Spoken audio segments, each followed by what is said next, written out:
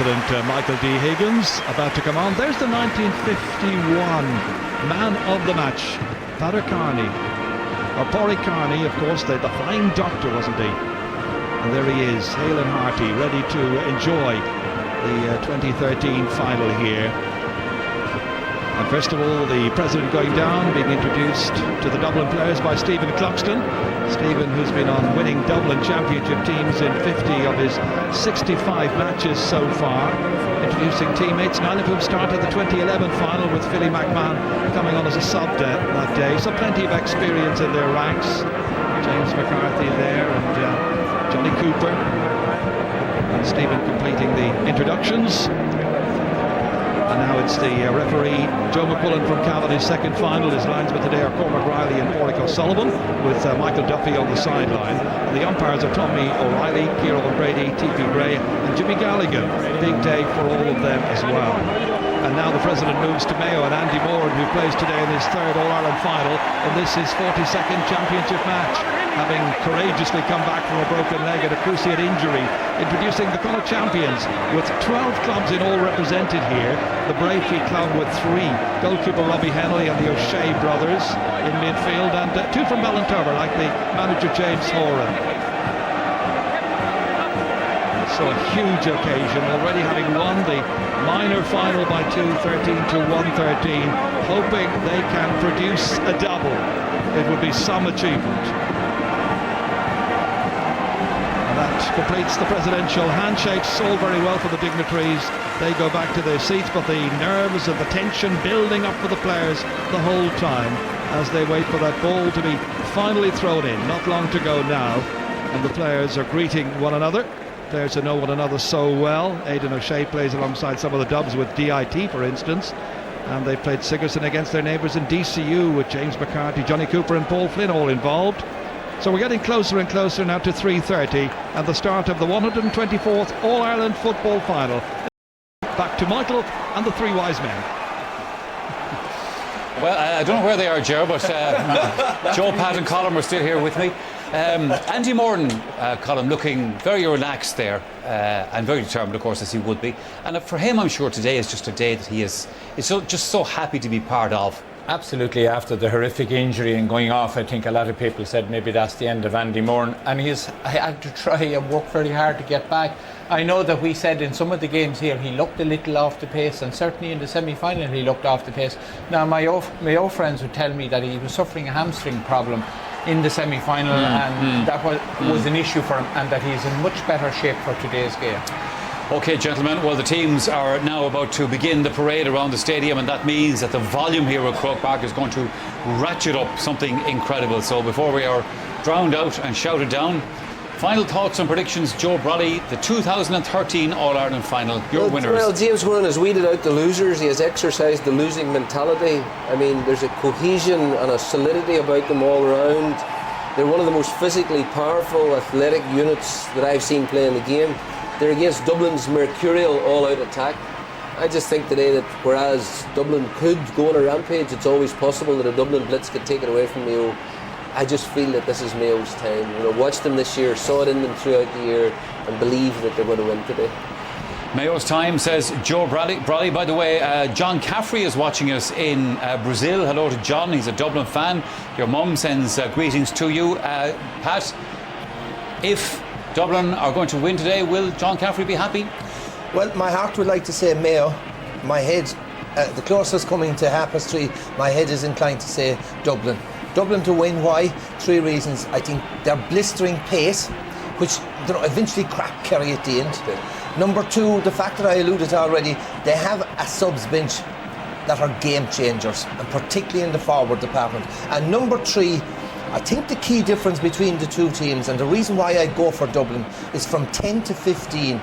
Dublin have better forwards than Mayo, so it's Dublin for me. Dublin with the better forwards, Colin, do you agree? Yeah, I think Dublin have the better forwards, and of course this is a day where a lot of people would talk about sentiment and romance, but there's none of that in a final like this. This is cold, hard play, and I think that Mayo have progressed a lot. I think the key to the thing is that Mayo must force Stephen Cluxton to kick out long. and force a contest around the middle of the field, because I think that's the area where Mayo have a significant advantage over Dublin. I think if Mayo are able to survive the first 10 or 15 minutes without conceding a goal or two, because Dublin creates so many goal chances in most games that they oftentimes just overwhelm a team. But I think that Mayo are made of strong stuff this year. I think that Mayo are going to win it. All right, lads, well, the time for talking is over. So the destiny of the 2013 Football Championship will now be decided by the 30 men on the pitch. It is time to hand back to Ger Canning. Thank you, Michael. There's no atmosphere quite like Croke Park on All-Ireland final day. Just look at the views up on the hill. Well, it's no longer just all Dublin territory. Loads and loads of Mayo people have got tickets for the hill. So no urban-rural divide up there today, that's for sure. And wherever you sit on this ground, just look around you. The sightlines offer different perspective, yet each one throws up that special dimension.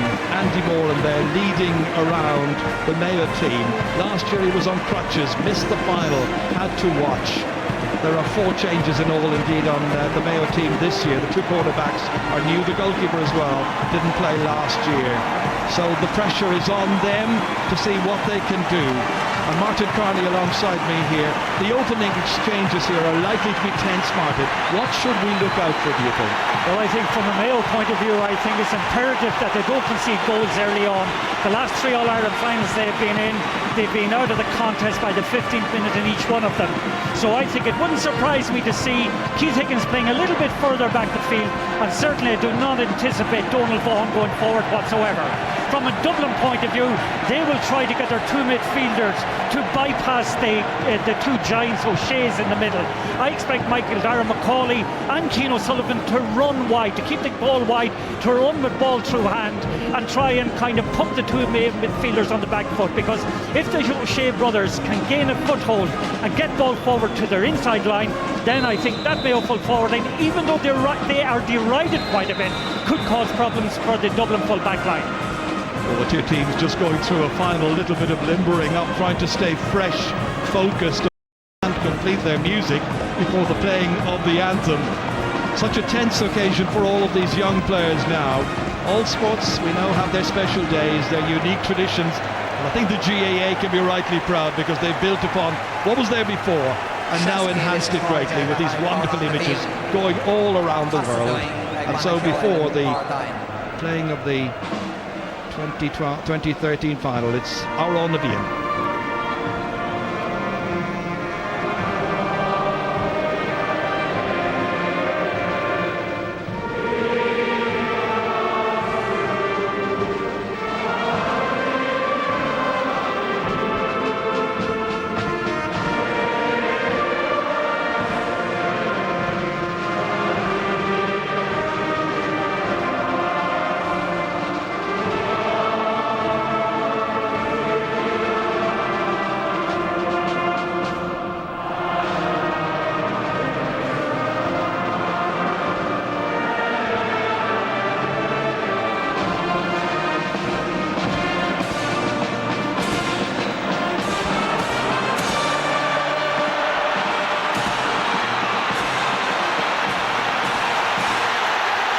There's a wonderful sense of goodwill and optimism all around Croke Park.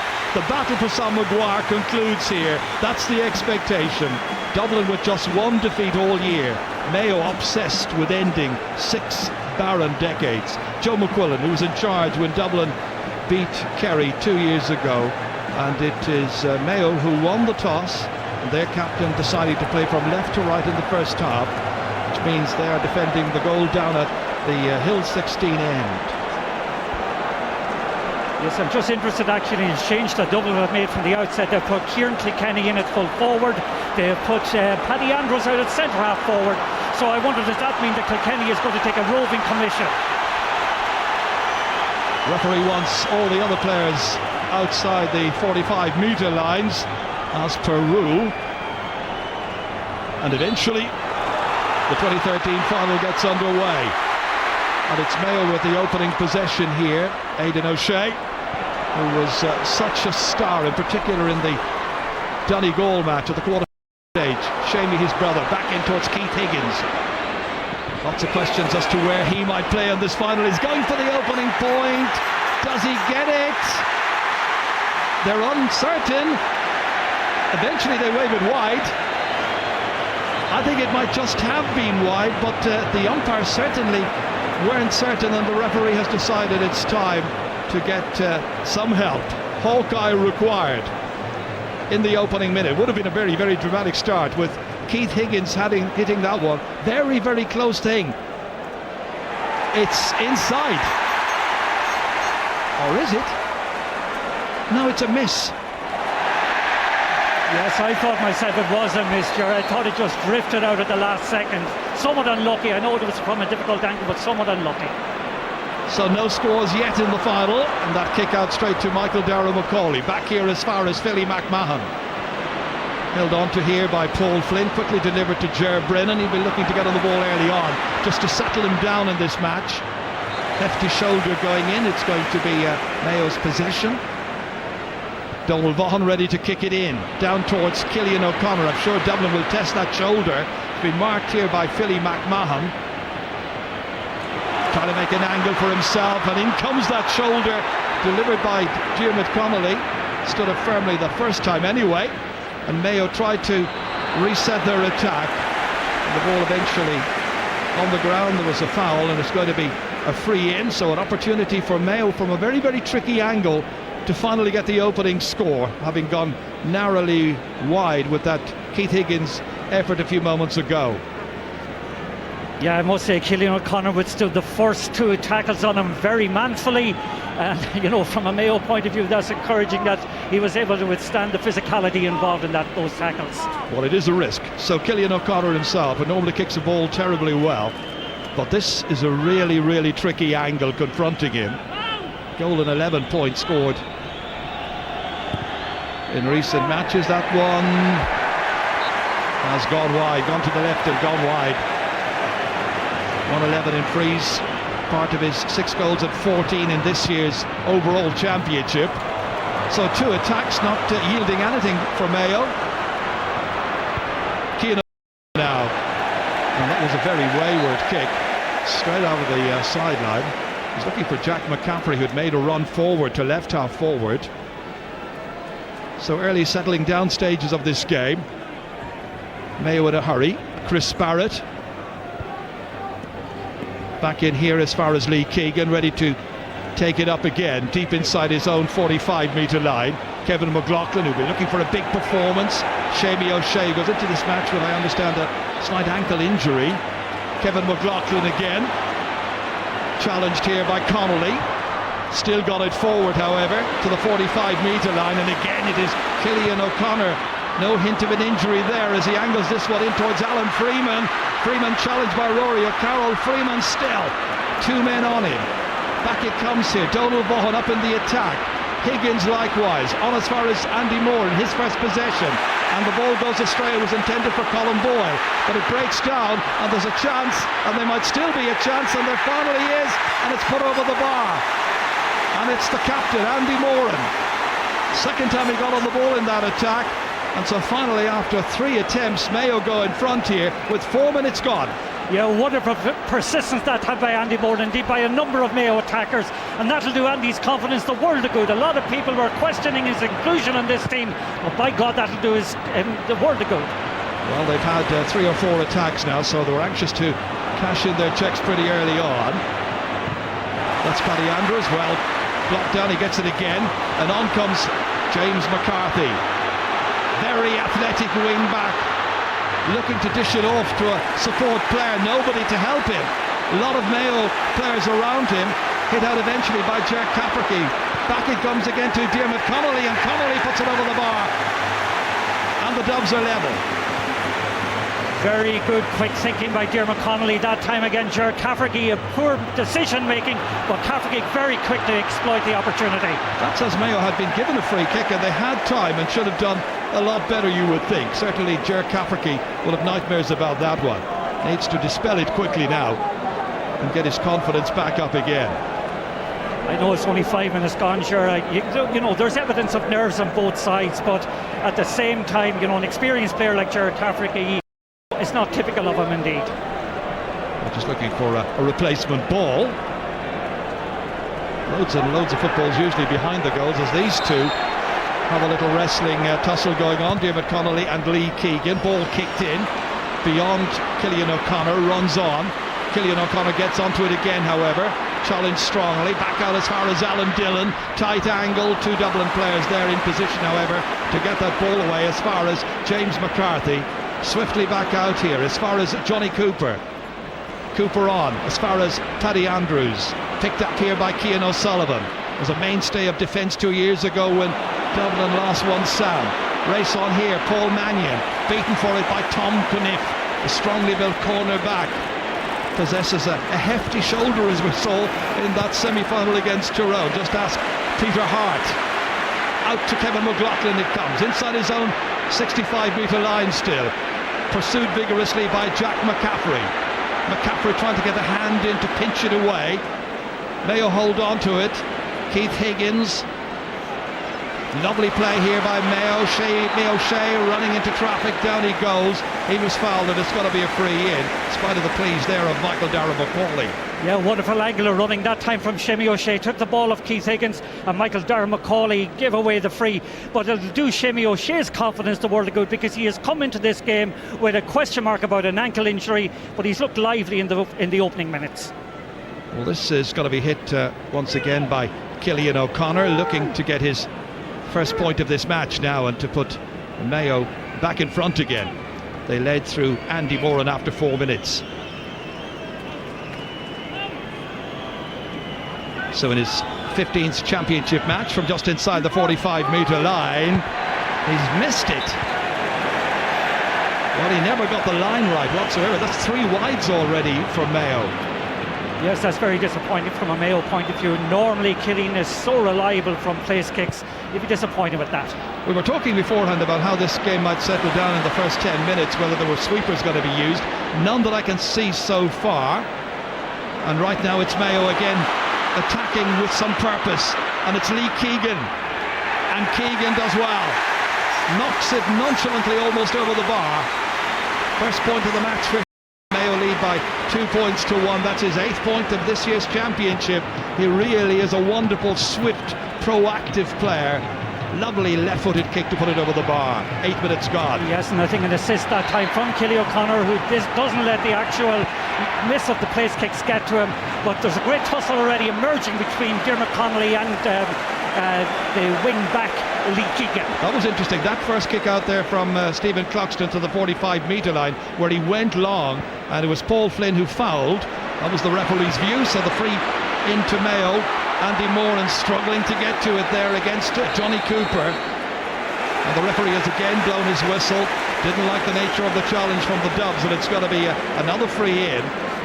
Whatever light breeze there is about in Croke Park today is backing Mayo for the opening 35 minutes. Was it a hand on the back by Johnny Cooper there as Moran went down? Played in quickly. Keith Higgins. And Keith Higgins puts it over the bar.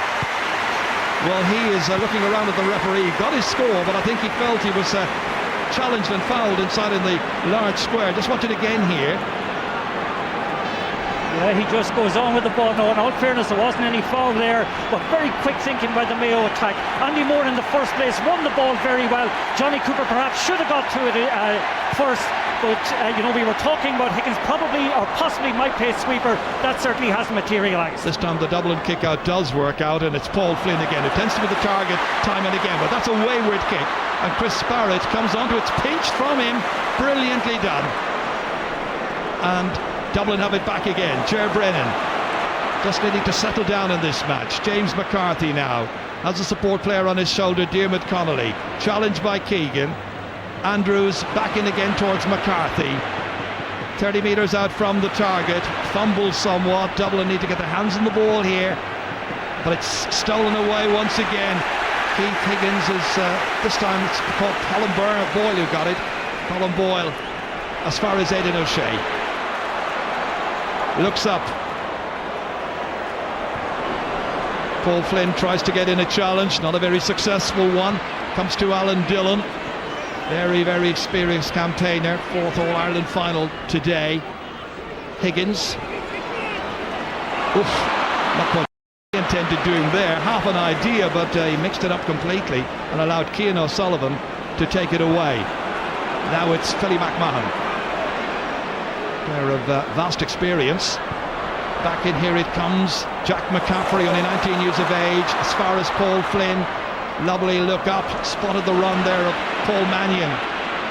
Fleet-footed player, Mannion, wonderful young talent. Kicking hopefully, however, and a little off balance, looking at it, but it wandered several metres wide of the target. Stays at 3 points to 1. Not the best of starts by Dublin. No, indeed, and Keith Higgins will be disappointed by that turnover. He was in two minds, as you said, Ger. I thought he was going to give a crossfield ball first of all to Alan Freeman, who they really haven't got on the ball yet, but Dublin should have done better from that counter-attack, because they had a one-to-one situation between Mannion and Tom Caniff.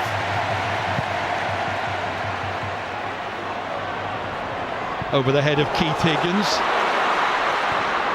Picks it up, however, and manages to get it forward as far as Alan Dillon. 20 metres out. Trying to zigzag his way in between two defenders. Helped out here by Andy Moran. Moran looking dangerous. Opportunity here for Cillian O'Connor. Well blocked down. Taken out by Philly McMahon. Given away there as far as Rory O'Carroll. How did he pass it, however? And the referee has got to give a free in. The ball was handled on the ground. I thought that attack should have got, if it mounted to more. Just watch Philly McMahon this time. He lifts the ball clearly off the ground, it must be said. Well spotted by the referee, but I felt that the ball should have been given to Alan Freeman and a goal chance was on. Free's conceded so far, and it's Dublin who are doing the conceding. Haven't made a good start by any man who remains, and can now go 4 points to 1 down. Cillian O'Connor would like to nail this one here just to boost his confidence a little bit. He's got the angles right this time. Straight over. Player got 7 points against Dublin in last year's championship. This was the Andy Moran move here. Had he looked up a little bit earlier, as Martin Carney was saying, there was a free player, and that player was Alan Freeman, the number 14. Never reached him. The other number 14, Paddy Andrews, has it. And there's a player on the ground, Paul Mannion, and the referee has spotted the foul on Mannion. And the 20-year-old dusts himself down on a perfect day for football. A pitch that is in ideal conditions. It's where you want to be on All-Ireland football final day if you're playing at the level these guys are playing at. Yes, it's interesting, Ger, actually. Paul Mannion and Tom Caniff are having a wonderful tussle out there in the wing. Tom, I think, conceded that free. But Bernard Brogan is, adopting an interesting role at the moment. As far as I can see, he's been marked by Colin Boyd, and he's playing out in the half-forward line. What about this free here now, Martin? Diarmuid Connolly's going to take it. It's probably in Stephen Cluxton territory, but they've opted not to bring him up here. And Paul Mannion usually hits them with the left as well. But it's Connolly instead, and Connolly has hit it away to the left-hand side of the goal and missed it by a fair old distance. And the fans are asking a few questions and enjoying the sense of occasion as well. Yes, and just correct myself, actually, Ger Cafferty, who is marking Bernard Brogan, who is in the full forward line, is Paddy Andrews that has been marked by Colin Boyle. Paddy Andrews playing in the half-forward line. Dublin haven't scored since the 5th minute of this match. So a bit of catching up to do, but early stages. Here's Lee Keegan. 1 point already in this match, leaving it behind, and the Dublin team get bodies in quickly, but their discipline is letting them down. A combination there of McCaffrey and Connolly. This time they get back on the marking job quickly. They don't want to leave Mayo take another free kick quickly and leave themselves even more fully exposed. It's going to be Alan Dillon who will take it. Good start so far for James Horan's men. I think they're going to call up the goalkeeper, Robbie Henley, for this one from this distance. Well, it's interesting, James Horan was shouting out an instruction there as the goalkeeper was making his way up, and it looks like we're going to have a change, and it'll be Owen O'Gara who will come on, and the mention is that Paul Mannion may be the one who is being subbed. Very early stage, a quarter of an hour gone. Yeah, that's amazing. He may have an injury. Amazing. Robbie Henley hitting this one, but he's put this one to the right. No need for Hawkeye. We understand it's a hamstring injury that's affecting Paul Mannion, and that he is going to be forced out of the game in the early stages. So 25 replacing number 13. Now that is a big disappointment for Paul Mannion, who's been one of the most admired young players in this year's championship. Straight out over the sideline, and the kickouts are really causing problems. Very much so. I think Mayo have taken a leaf out of Kerry's book, playing a high line on those kickouts and forcing turnovers and making it very difficult for Stephen Cluxton. Back there is Kieran Kilkenny helping out Cian O'Sullivan. Now Jack McCaffrey. They're trying to work it beyond Mayo's 65-metre line, and there's a tough, strong barrier of Mayo bodies confronting them. Finally Paul Flynn kicks it long, hopefully in there, and it's in the net, and it's scored by Bernard Brogan. It was worth a pot, knocked in long, and a goal that comes after 16 minutes ties up the match at 1-1 to 4 points. This huge one from about 65 metres out. Keeper Kane never got to it. Ger Cafferty exposed. Brogan torments Mayo once again. Oh, it must be said though, very clever play from Brogan. Knew exactly what he was about. Here's the counter-attack quickly. Seamie O'Shea should score a point, and he does. No hint of an ankle injury there as he knocks that one over, and it's a quick response, and Mayo go back into the lead again. And Mayo got an injured player down on the ground, Donald Vaughan, being attended to. Play continues, a quick kick out, nobody marking Paul Flynn. Mayo head seemed to drop for a moment there.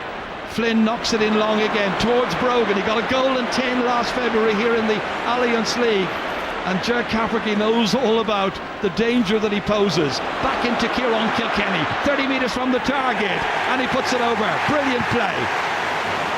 A wonderful emerging talent, Kieran Kilkenny, only 20 years of age, and the teams are level for the third time in this All-Ireland football final.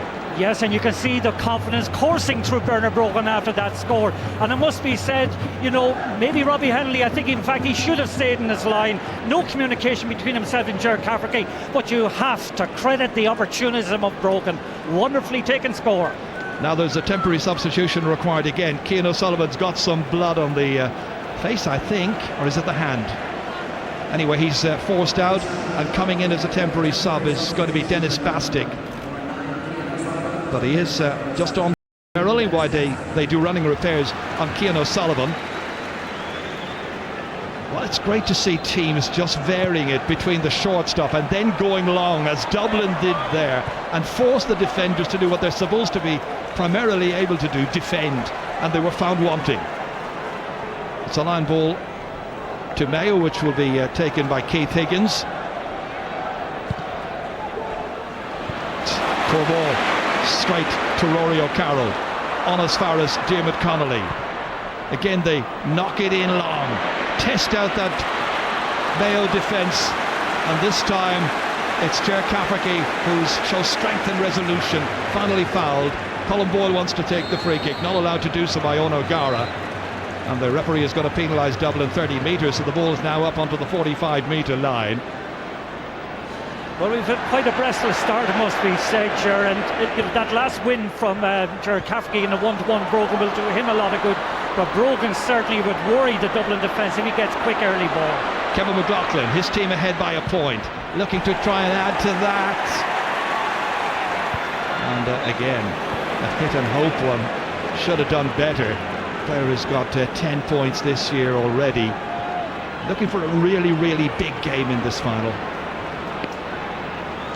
So once again Stephen Cluxton, this time opting to go short. He'll go short whenever he possibly can to retain possession, and that time it was Kieran Kilkenny who made the run for him, and then Mayo wouldn't retreat quickly, so advantage Dublin here. Out as far as Michael Dara McCauley. Going long, well cut out, beautifully done by Donald Vaughan before it could reach Paul Flynn. Booted away by Andy Moran, who's way back helping out. On as far as another seasoned campaigner, Alan Dillon. Up here in support comes Tom Caniff. Missed last year's final, he was away. That searching ball in there is dropped, it's fumbled, and Alan Freeman has it. Good turn! Puts it over the bar when he might have put it into the back of the net, but the referee has blown the whistle and signalled that the play is going to be hauled back. But it was a real opportunity for Mayo once again there. Yes, and there's vulnerability in that full back line, there's no doubt about it. Ger Brennan that time I think it was who made the mistake. Alan Freeman picked up the loose pieces, got past the very, very easily. Just in the process there, I think the free was given. Okay, he went ahead and put the ball over the bar, but in fairness, Joe McQuillan had blown the whistle that little bit earlier. So 5 points to 1-1, 5 points to 4. 20 minutes gone, as you can see. And Cillian O'Connor once again ready to put this one over from 20 metres out. Young Player of the Year twice in recent seasons, and 2 hat-tricks he scored as well. Hat-tricks of goals against London and of course against Donegal in this year's championship. So that's over. He's got a second, going nicely. No hint of the problem that had been affecting him, that shoulder injury. And Cian O'Sullivan's now coming back into the game, but he's wearing number 30. So he has rid himself of the somewhat blood-spattered jersey, being marked by Aidan O'Shea.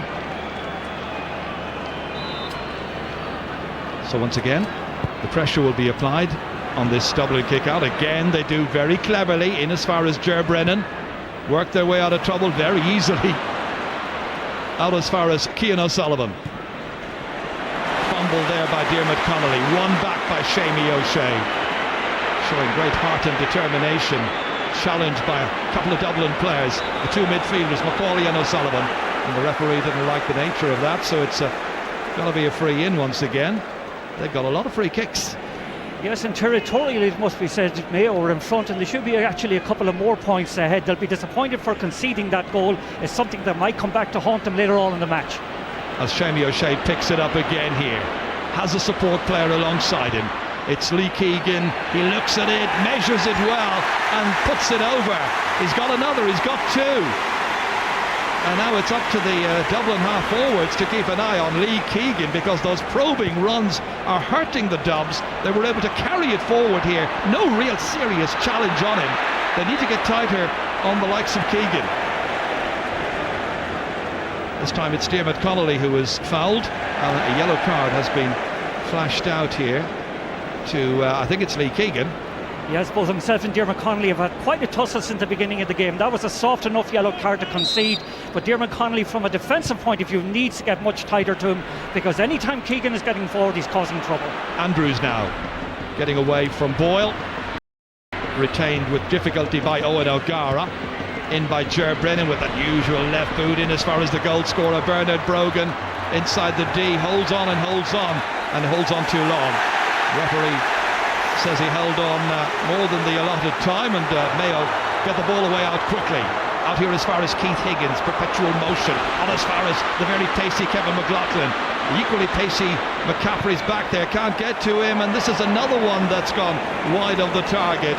And that's a couple of shots now squandered by Kevin McLaughlin from very good situations. Very much so, Jordan. I thought at the far side of the pitch it was a lucky enough free for Mayo to get, actually. I thought Bernard Brogan was the person who should have been granted the free, but with the little bit of luck that Mayo got in that, they should have made more of the opportunity. Dublin trying to make more of this right now. James McCaffrey, nobody on him, he's gone straight through. In it goes towards his main target. Brogan back in as far as Kilkenny, and Kilkenny sees that one come back. Should have been either a point or a goal there. In as far as Brogan, can he finish? He can. The ever reliable Bernard Brogan once again stepping up to the mark and putting it over.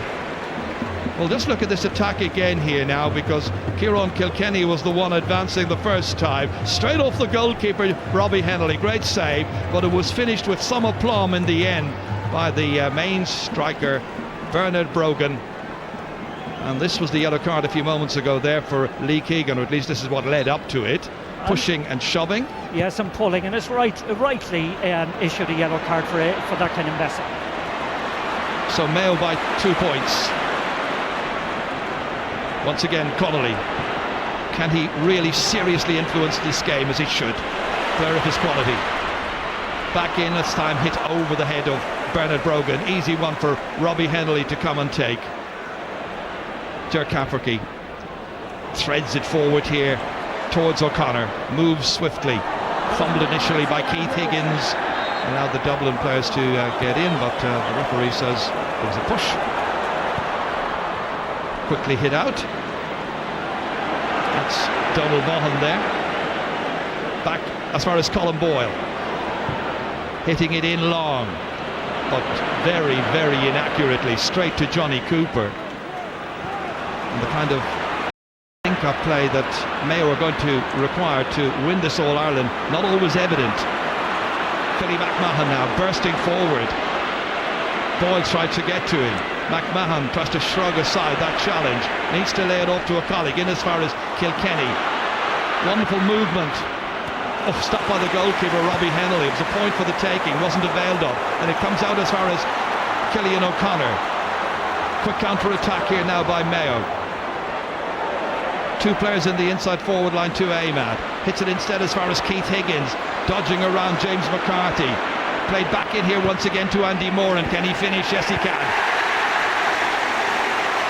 Lovely score by Andy Moran. Those people who said that he should have maybe come on as an impact sub, well, they're getting their answer. Andy wanted to make his impact right from the start. Quick kick out, and again Mayo are found wanting, not doing the marking that they were doing in the opening 5-6 minutes. Ger Brennan able to carry it forward. Back in here towards O'Gara, didn't reach him. Tom Cunniff got his body to it, but O'Gara has a chance of recycling it. Promising looking attack, a support player, Michael Dara McCauley. Stop by the goalkeeper again. It's gone out for a 45 against first. Well done by Robbie Hennelly. Really good stop as Michael Dara McCauley was breezing in here. A promising move. The tackles were bouncing off him, hit straight at the goalkeeper, who was courageous and who did really well. That's the second excellent save that Robbie Hennelly has executed during the course of the game. But worryingly, from a Mayo point of view, Michael Dara McCauley and Cian O'Sullivan are managing to kind of cut lanes through the Mayo defence. Well, the man of the match in the last game has gone off. Alan Freeman has now been replaced by Mickey Conroy. As you can see, 27 minutes gone. The Mayo management team, James Horan, obviously deciding this is not a day for niceties, it's a day for getting the results. And it's Stephen Cloxton who wants to get a result with this particular kick, but yes, he's got it. Inside the left hand, or the right hand upright rather. And his first pointed free of the match. So it's a 2-point game once again, 8 points to 1-3. Yes, that's a beautifully struck 45 by Cluxton, and so reliable. I think that's what is it, a 17-point or 15-point of the championship. What about the decision to bring on Mickey Conroy this early? Not one bit surprised. There's no movement in the full forward line whatsoever, not to the extent to actually worry the Dublin full back line. Lee Keegan is certainly worrying them every time he gets it forward here. Searching ball in there, but that's gone straight to the goalkeeper. Cluxton will be pleased to get his first pointed free of the match. Johnny Cooper happy to get this one out of danger. And the Dubs, as they were in the semi-final against Kerry, behind as we head within 7 minutes of half-time. Beautiful ball back in here. Taken in by Paddy Andrews, and Andrews at the end of a four-man move hits that straight at the goalkeeper. So an under-hit effort, and Robbie Hennelly out as far as Aidan O'Shea. Haven't seen him get on the ball as much as we thought we might. That is Chris Barrett getting it out as far as Colin Boyle. Breaks the tackle quickly. Cian O'Sullivan struggling to keep up with him. Again, it's Chris Barrett. Mickey Conroy fists it back towards the notional left corner back, who's up at right half forward. Conroy tays it back again, threads it in towards Moore, trying to use his body, but in there as well was Cooper, defying him, helped out by Rory O'Carroll, back out as far as Paul Flynn. Lots and lots of movement up and down the park. Entertaining game so far. Diarmuid Connolly, both sides trying to shrug aside the early nerves now and play the kind of quality football that we know they're both capable of. Kieran Kilkenny. Connolly was available to him. Beautiful ball back across as far as Jack McCaffrey. Well, it's usually a case of McCaffrey bursting out of defence, but he's penned back here, and it's won back by Mayo's strong cover, Keith Higgins. Picked up by McLaughlin. And Kevin McLaughlin takes off. McCaffrey will go after him. Again, running into a lot of Dublin bodies, but support arriving, and this is Cillian O'Connor once again kicking, but kicking it to the right and missing the chance of getting a ninth Mayo point. It's their seventh wide. Won't be too pleased because some of those really were scoreable. That's out quickly as far as Kieran Kilkenny. James McCarthy on his shoulder, lays it off as far as Andrews. Is playing very deep, leaving gaps inside, which Dublin hope. But they've got to win more in midfield, and they've got to be a little bit more consistent with the pressure they're putting on the Mayo defence. And again, it's under hit by Kieran Kilkenny. It's happened far too often, I'm sure the Dublin management and fans would feel. Robbie Hennelly way out of his goal area, out as far as Keith Higgins, orchestrating everything from the central midfield area, helped out by Alan Dillon. Back it comes again to the conductor of the orchestra, Keith Higgins. Shamie O'Shea now pressing forward. Now where's the completion in this move? Straight away they are bundled out of it there by strong Dublin defence. 2013 version of the lockout. Out it comes as far as Cian O'Sullivan. Into Bernard Brogan. Goal after 16 minutes. Major score for Dublin to try and give them something of a foothold in this match, but repulsed immediately here. Lee Keegan getting it forward as far as Kevin McLaughlin. He's had a couple of misses, so he tries turn provider. Cluxton comes. Oh, just about got the fingernails to that one. Almost overreached him, and they were lucky to get away with it. It was dangerous. Very much so, but sure, the game has got so loose and so open, and the interplay pace and movement of the Dublin team overall at the moment is just causing Mayo a lot of problems. This is the kind of looseness you expect maybe in the last 20 minutes of a game, not in the first half, with about 4 minutes still to go to half time. Ger Brennan trying to get it between the posts, hasn't succeeded this time. Scored 1 point in this year's championship, but this was Clumston a moment ago here. This was really dangerous. Oh, very much so. Stretching backwards. He nearly overshot the runway on that one. But fair play to him. He got his fist to it. That's all that matters. Colin Boyle has this one. Again, it's Shamie O'Shea. Here's Colin Boyle, and that one is kicked away. Philly McMahon. Well, it wasn't announced when the subs were given to us, but Alan Brogan, we believe, has been added to the list of Dublin subs, so the former Footballer of the Year could make his contribution should he be required. Ger Brennan back once again as far as Michael Dara McCauley, very deep in their own half of the field, just trying to measure this attack now with some caution. In the end, Paul Flynn kicking it in, expecting an awful lot of Bernard Brogan. He got to one of them. That wasn't a very good pass anyway, didn't really give him much of a chance.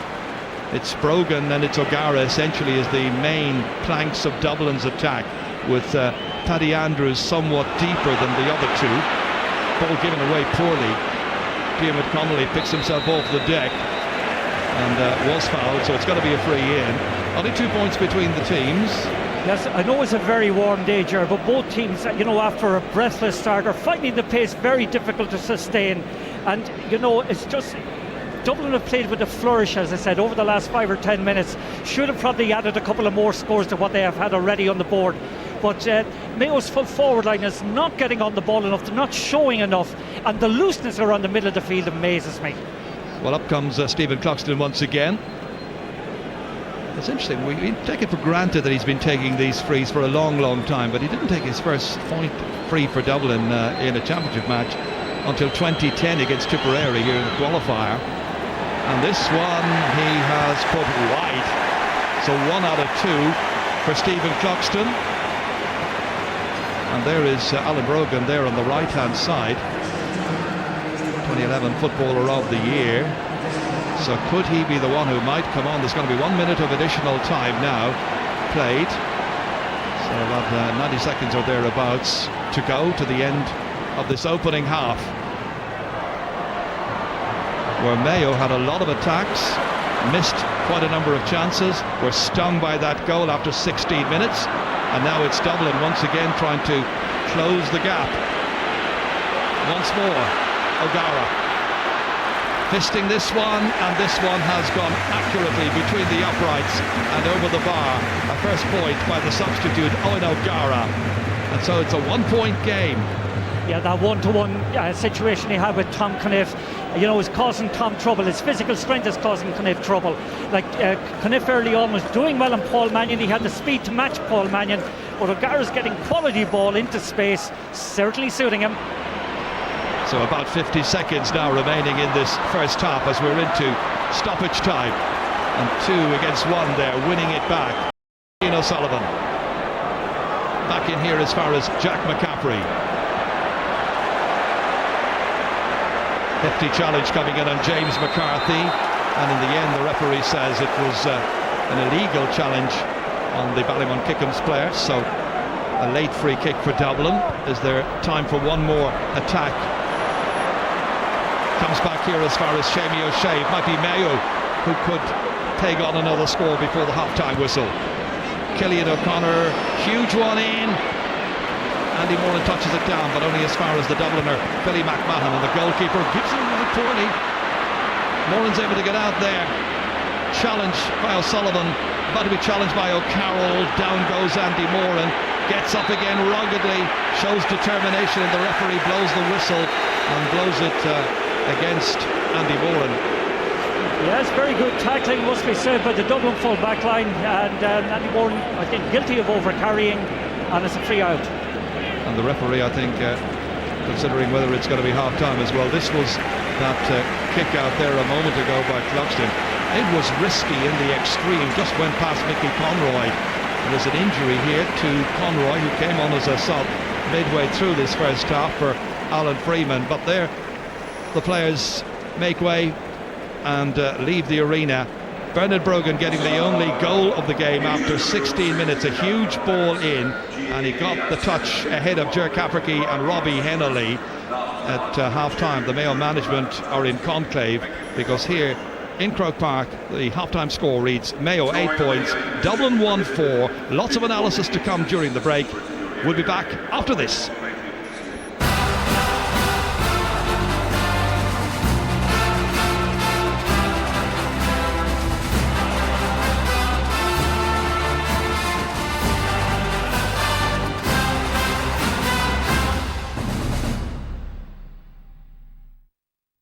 The GAA Football All-Ireland Championship, sponsored by Super Value.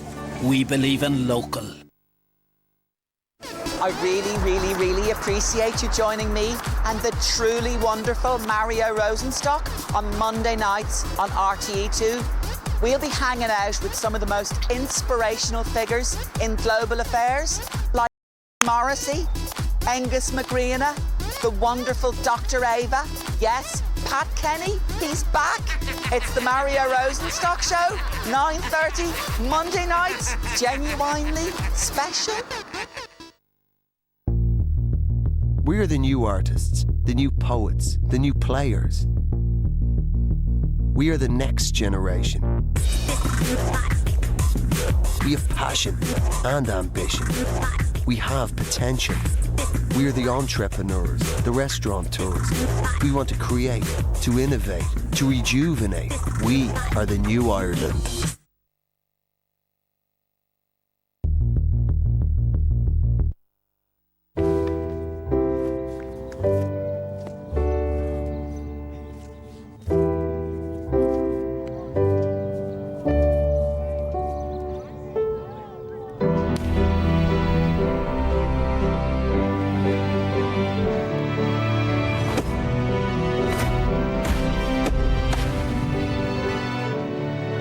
Liberty Insurance, proud to be the first partner of both hurling and camogie.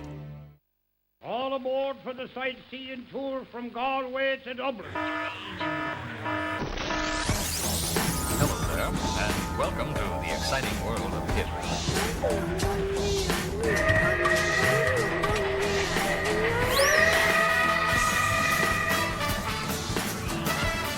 When I was a lad, I used to chase leprechauns. Then I dreamt I was in the confessional box and old Bishop said to me, RTE Big Music Week, coming your way on the Big Music Train.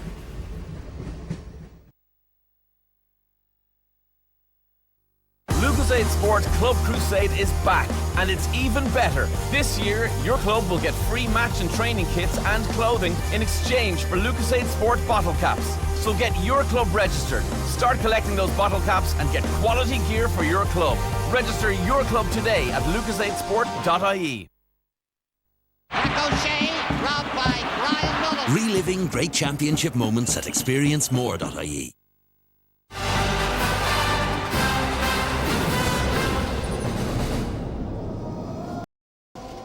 We are at the halfway point of this year's All-Ireland football final, and it's all very tight. Mayo leading Dublin by a single point, 8 points to 1 goal and 4. And Joe Bradley, what did you make of all of that? Well, I mean, Mayo have created the platform. I mean, they had 12 turnovers in the first half, which is massive, and the intensity they put into the game in the first 20 minutes was quite extraordinary. Cluxton couldn't find anyone in the kickouts.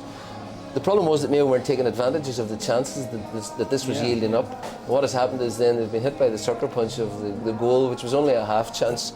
And as the game has worn on, because of the sheer effort being expended and the fact that players are man-to-man, normally in the last few years, a team can rest for a moment. They can string the ball out to their sweepers along their back line, they can move it around, they can take a rest, someone go in and take it. With this, it's just helter-skelter. One team's attacking, the other team's attacking.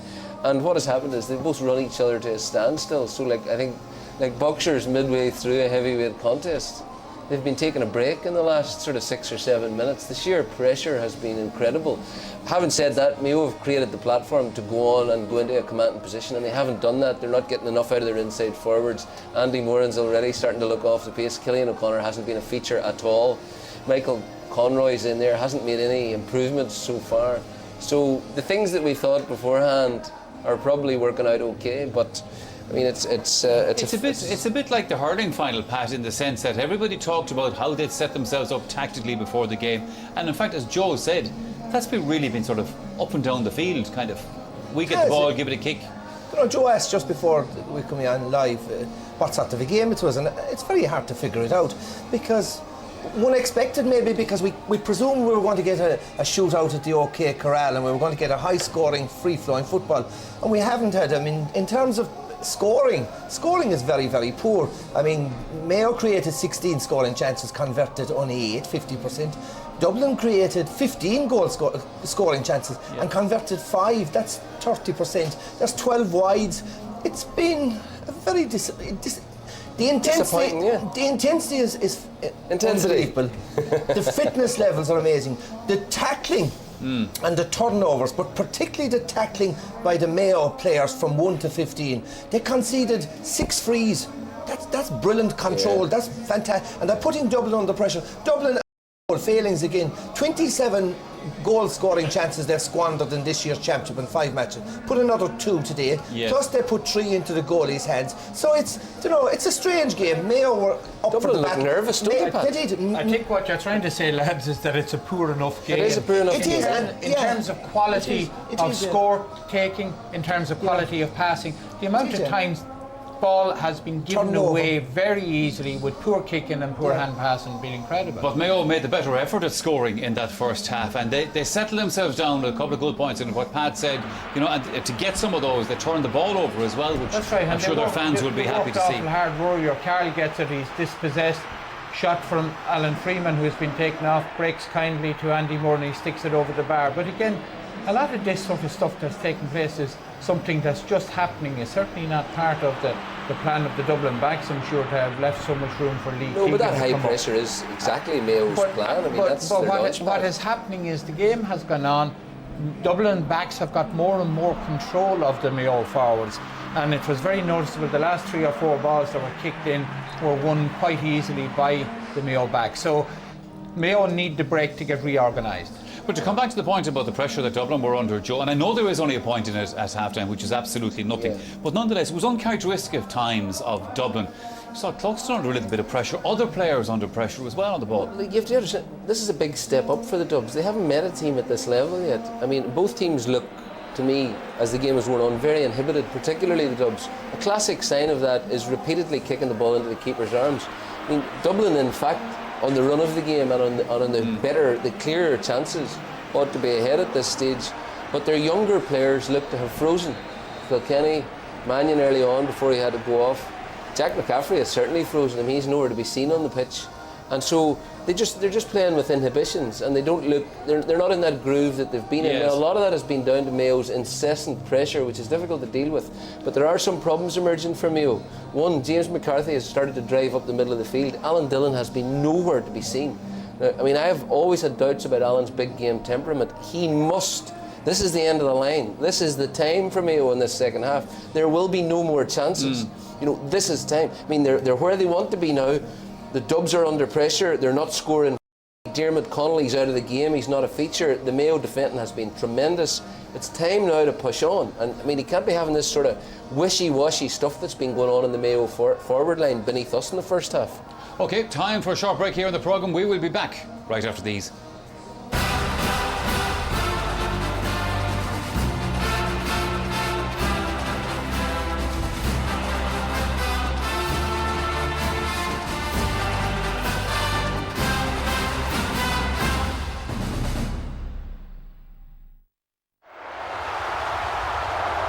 Ulster Bank, your home team, whatever your county colours.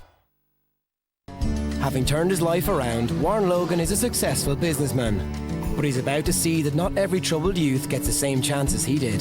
I think this man is an absolute unsung hero. He's at the front line of everything. I know when I was talking to him, I made the right decision. I hope it does something good. I know it will. I'm not on the fence about doing some good there. This was probably the most rewarding experience I've ever had in my life. The Secret Millionaire, Monday at 9:35 on RTE1.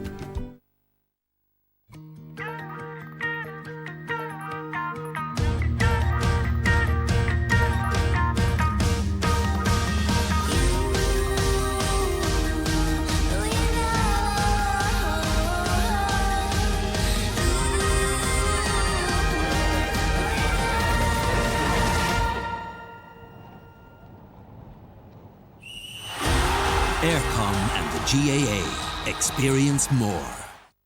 McHale Fusion integrated baler wrappers work on 5 continents around the world. Tuesday at the Irish Ploughing Championships, McHale will launch the new Fusion 3 Plus. The Fusion 3 Plus eliminates the need for net wrap and wraps the barrel of the bale with plastic, resulting in better silage quality and easier feed out.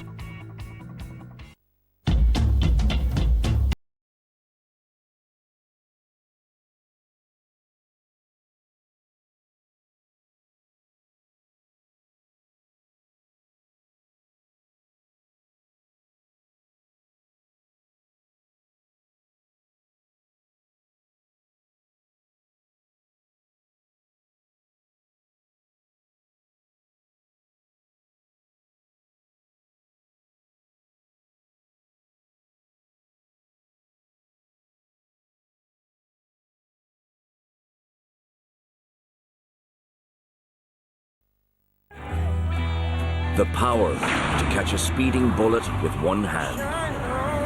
The Electric Ireland GAA Minor Championships. The GAA Football All-Ireland Championship, sponsored by Super Value. We believe in local.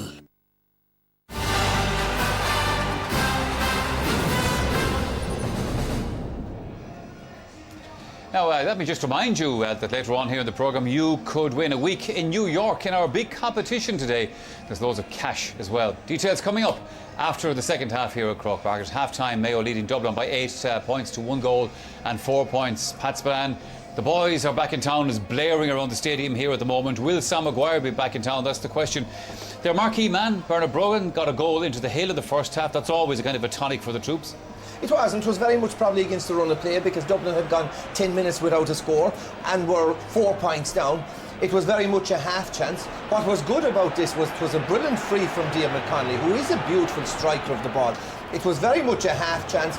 One would have to say goalie's fault. Rob Hindley shouldn't have come out. It was a 50-50 between Ger Cafferty and Bernard Brogan. Hindley shouldn't have come out. Now after that, Cafferty probably got on top of Bernard Brogan for the rest of the game. But at the moment, Brogan seems to be the only threat. What I can't understand about Dublin is, I think when they have lethal forwards, and in particular like Brogan and now O'Gara inside, particularly from half back line, from full back line, centre field, they're carrying the ball too much. They're not kicking the ball. So that by the time they carry the ball, it's no use to the inside forwards because they make a run, they get the space, the pass is delayed, and then there's a Mayo defender intercepting. But the point we were making early on is valid too. When Dublin break that line of defence, the first line of defence that Mayo have, which is well up the field, oftentimes then the two Mayo backs are very isolated one-on-one.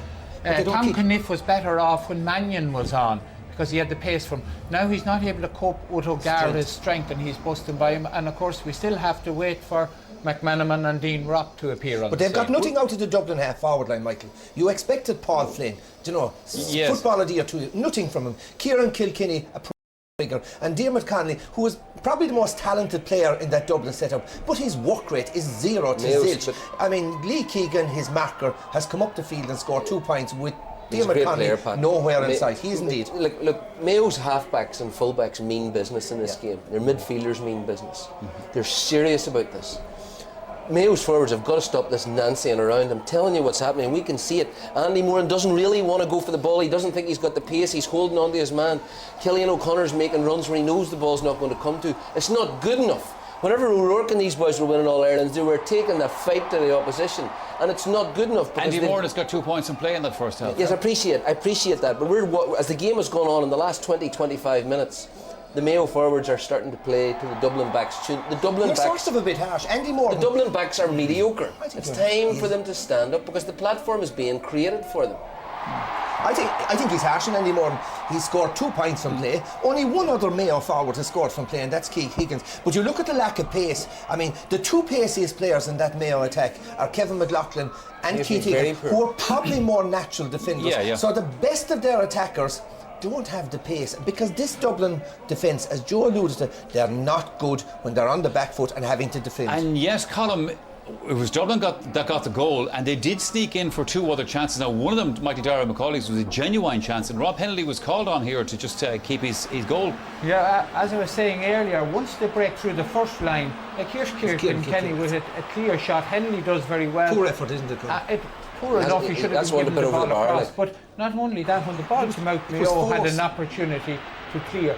Again, we see O'Gara getting out, the power of the man, just bursts by him, poor enough effort. But look at the poor marking there by Dublin. McCauley should have gone around Hennelly. He was too should have hand passed the ball across the square. Yes, if he had to pass it across. But Dublin, as we have seen in every game, have created maybe 10 goal scoring chances. They've created maybe 3 at this stage. So Mayo have done very well to keep them to 1 goal. Except for the last 23 minutes, Mayo scored 4 points in the first 12 minutes, and for the last 24 minutes got only 4 points.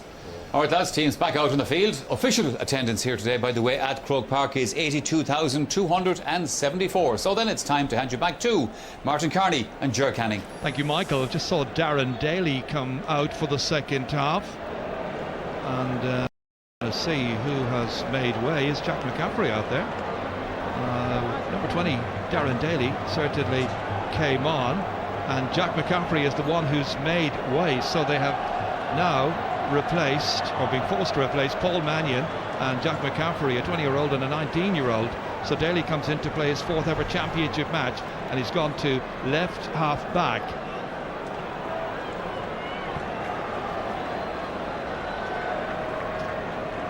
And Cathal Carroll, number 22, on for Mayo. Second half gets underway, and it's Mayo straight away, and Seamie O'Shea, a point scorer in the first half, in over the head of Conroy here, collected well, taken out of danger by Jack McCaffrey. Now Philly McMahon here. The Dubs usually like to play in towards Hill 16 for the second half of championship matches, but Andy Moore won the toss, so they're going to be kicking it to the other end instead.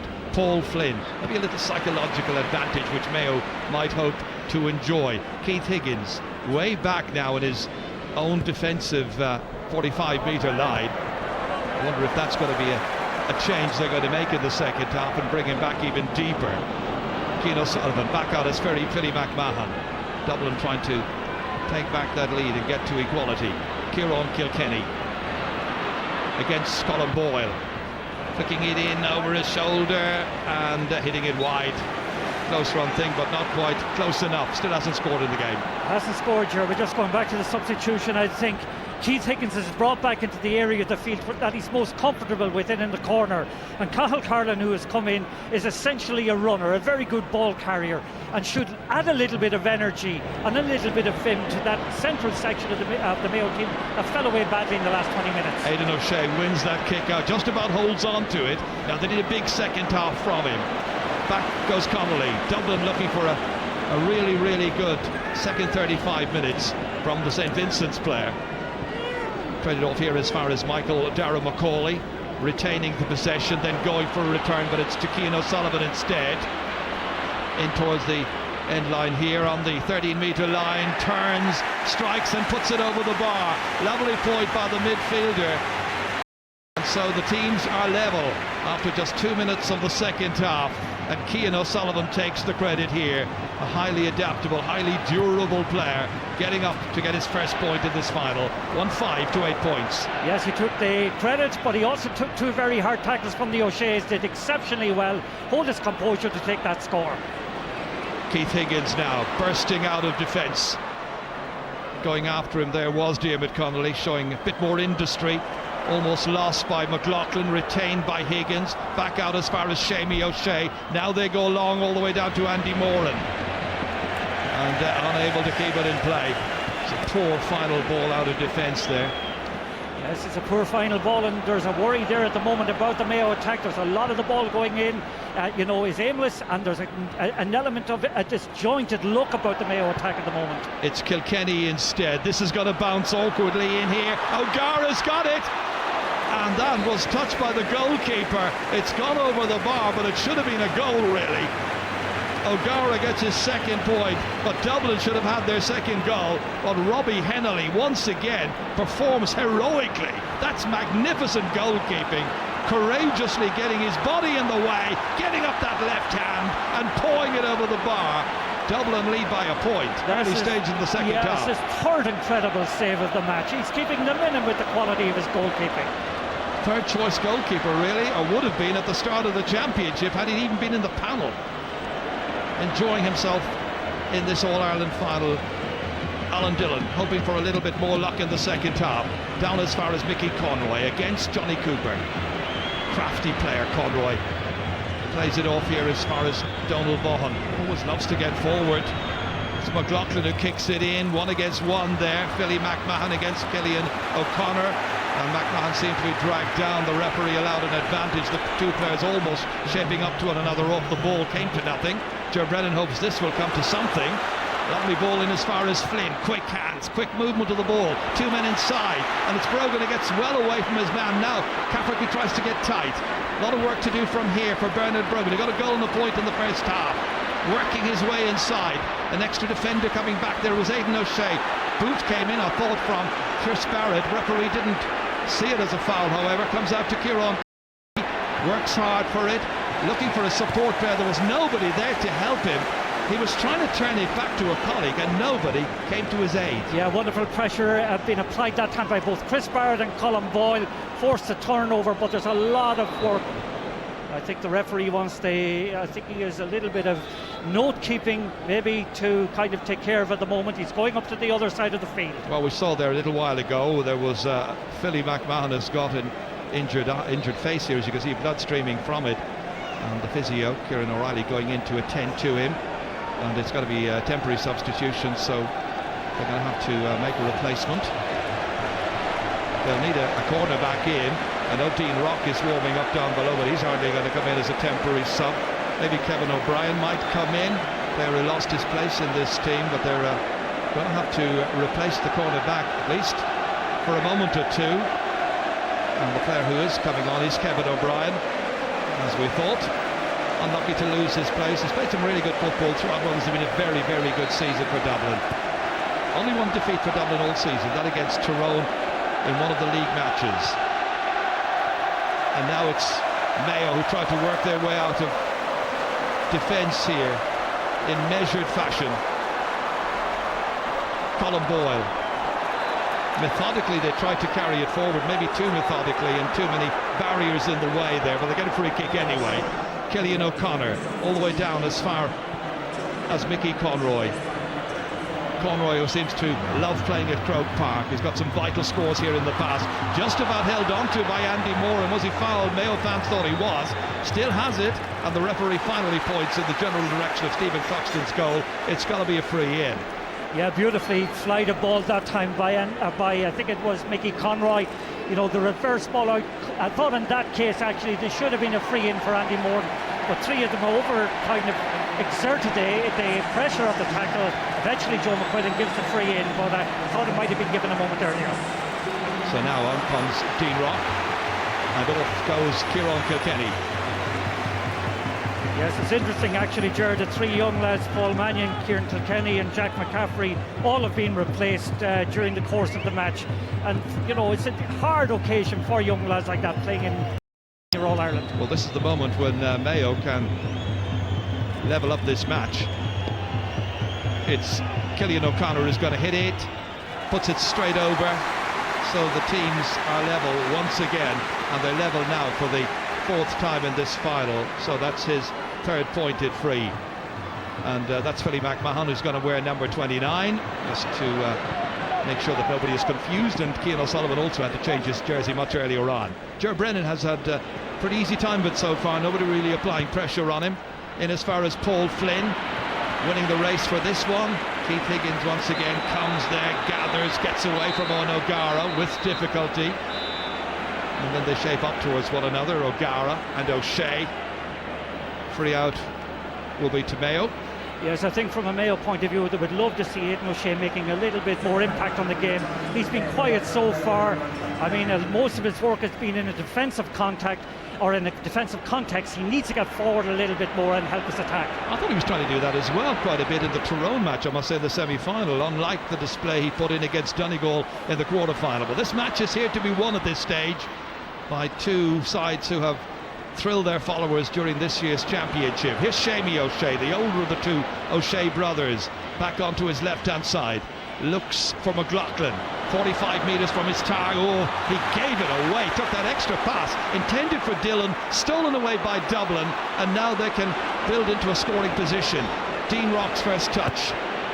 Usually gets 2 points every time he comes on. Works it in as far as O'Gara, looking to lay it off here. Rock again, back now towards Paddy Andrews. Onto his right-hand side, hitting it under pressure, but hitting it truly, following through brilliantly and putting over his first point of this match. The highly industrious yet effective Paddy Andrews here, getting his opening score in his 11th championship match. And what a time to do it, and to put Dublin 1 point back in front again. This was that missed pass here by McLaughlin, a nightmare pass really, and Paul Flynn intercepted. Yes, and it's all a consequence of indecision on the part of the Mayo players when they're getting into the, you know, the Dublin half of the field. Seamie O'Shea back onto McLaughlin again here. They need a big performance. They need a little bit more productivity on that half forward line, because it's not really working out there with Dillon not really contributing enough for them. Out it comes as far as Paddy Andrews, working his socks off now, covering a lot of ground. In as far as Michael Darragh Macaulay. On to O'Gara, loses it, ball stripped from him, taken away by Higgins, who's been magnificent wherever he's played. On it comes here towards Cathal Carolan, the second half substitute, challenged strongly by Connolly, robbed of possession there. It was Darren Daly who got in with the last challenge. Yes, and that's the third attack that has floundered in the same position of the field. Why they're not letting the ball in that little bit quicker to the full forward line is beyond me. Maybe the runs haven't just been made in there at the moment by the Mayo full forward line. The half forward line not really working as it should, I think, for Mayo. But here comes Michael Darragh Macaulay. Got a support player. It's Dean Rock back to Macaulay in 2 minds for a moment. Then Paul Flynn popped up, and Flynn completes the movement. 3 players involved. Flynn playing in his 30th championship game today, delights the hill. He makes it 1-8 to 9 points. It means Dublin are ahead by 2. Yes, Mayo needs something major on the middle of the field, some change of fortune and a big effort from, in particular, their half-forward line if they're to actually fashion a win. Dublin are playing very well at the moment. Higgins on again towards Lee Keegan, 2 points in the first half. Several players go after him, finally hauled down by Connolly here. And the referee has blown his whistle. Free kick taken by Cillian O'Connor in here towards Mickey Conroy. He's popped up quite a bit, looks lively, but they need some completion. They need some productivity here. Now what will they produce here? It's O'Connor back in once again towards Dillon. Only once ever scored a championship goal. It was in the final of 04. He goes down. The Mayo fans calling for something. Would have been a penalty. Nothing coming, however. Working hard is Andy Moran. Eventually stolen out here by Darren Daly, the substitute. Out to Michael Darragh Macaulay. Quick look up to see who's about. Challenged half-heartedly by Cathal Carolan. Gets it away to his left-hand side as far as Owen O'Gara. And O'Gara linking up again with Macaulay and now Diarmuid Connolly to bring some order to this particular Dublin attack. Wonderfully robbed by Seamus O'Shea. How about that for defending? Quite brilliant. On he goes. The next challenge is coming in from Cian O'Sullivan. Mayo having to work hard. Andy Moran looking about, knocking it in as far as Conroy once again, trying to go by Cooper, succeeding, and then Cooper comes with a second challenge. Then O'Carroll in to help his mate. They leave it behind to Andy Moran, and Andy Moran under-hits it poorly, straight to Cluxton, sun in his eyes, and it's a very, very strong, disturbing sun from a goalkeeper's point of view that he's going to have to endure for the remaining part of this match. Away by Ger Brennan, quickly in to the inside forwards. Dean Rock comes onto Brogan. Back once again it comes. Rock looking menacing, 45 metres out. Brogan again, kicking and kicking beautifully over the bar. Wonderfully executed score. He's one of the game's elite players. 6 points against Mayo in the 2012 championship. A goal and 2 here. Dublin are leading by 3.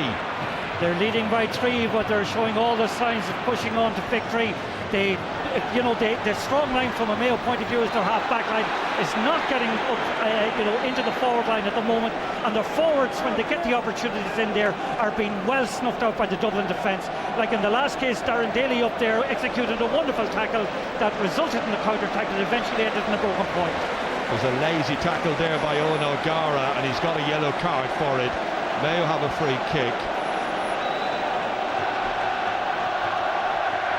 It's Alan Dillon here, struggling to retain possession.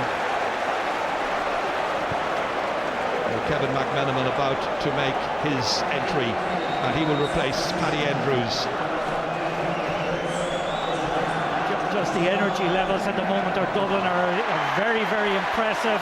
Throughout the field they're winning the man-to-man battles. They're moving in the forward line is very, very, very impressive. Great variation to it, and they're crafting some very good opportunities that they're actually executing. Andrews goes off, and that's the man coming on that Mayo defenders will not want to see. Kevin McMenamin, the goal hero in 2011 in the All-Ireland final against Kerry. Goal hero here a couple of weeks ago against Kerry at the semi-final stage. And now he's in there as James McCaffrey kicks it in. Cafferty fists it out, and it comes out here as far as Colin Boyle. Can he drive on Mayo? They've lost 6 finals since their last victory in 1951. They need something. They might get it. They have got it. Right spot, right time, right man. Andy Moran. Great stuff from Andy Moran. Beautifully worked, actually. Beautiful flick on it. Moran's composure. Just watch, I think it is number 15 it was. And got on the end of the ball, but my God, he takes it very well. Keeps his nerve. That's the response that Mayo badly needed. Andy Moran then with his 5th ever championship goal into the empty Dublin net, and the sides level at 1-9 to 1-9, level for the 5th time. Now we should be in for a really, really exciting finish here. It had looked like Dublin. Now Mayo have an opportunity, and Kevin McMenamin has an opportunity to get an opening point maybe. Back as far as Brogan, the man who really is in form. It's hit a huge height up into the air, but it hadn't the customary accuracy. So a missed opportunity, stays at 1-9 to 1-9, and there's 20 minutes remaining of the 2013 final. Tense for James Horan. He's seen his side make many advances this year, but one more big step to be taken. Can they take it? Yes, but all along this year they have possessed a flying share that was apparent again with the scoring of that goal. And Andy Moran, for a person who a lot of people questioned his role in the team and his place in the team, he's having some match. McLaughlin back in here as far as Killian O'Connor. Threads it through here towards Mickey Conroy, loses it to Rory O'Carroll, and O'Carroll's jersey pulled back by Killian O'Connor. Free kick to Dublin. Well, Dublin will be stung by the concession of that goal, just as Mayo were to the concession of the goal after 16 minutes, and there is a problem here, as you can see, for one of the Dublin players, Johnny Cooper.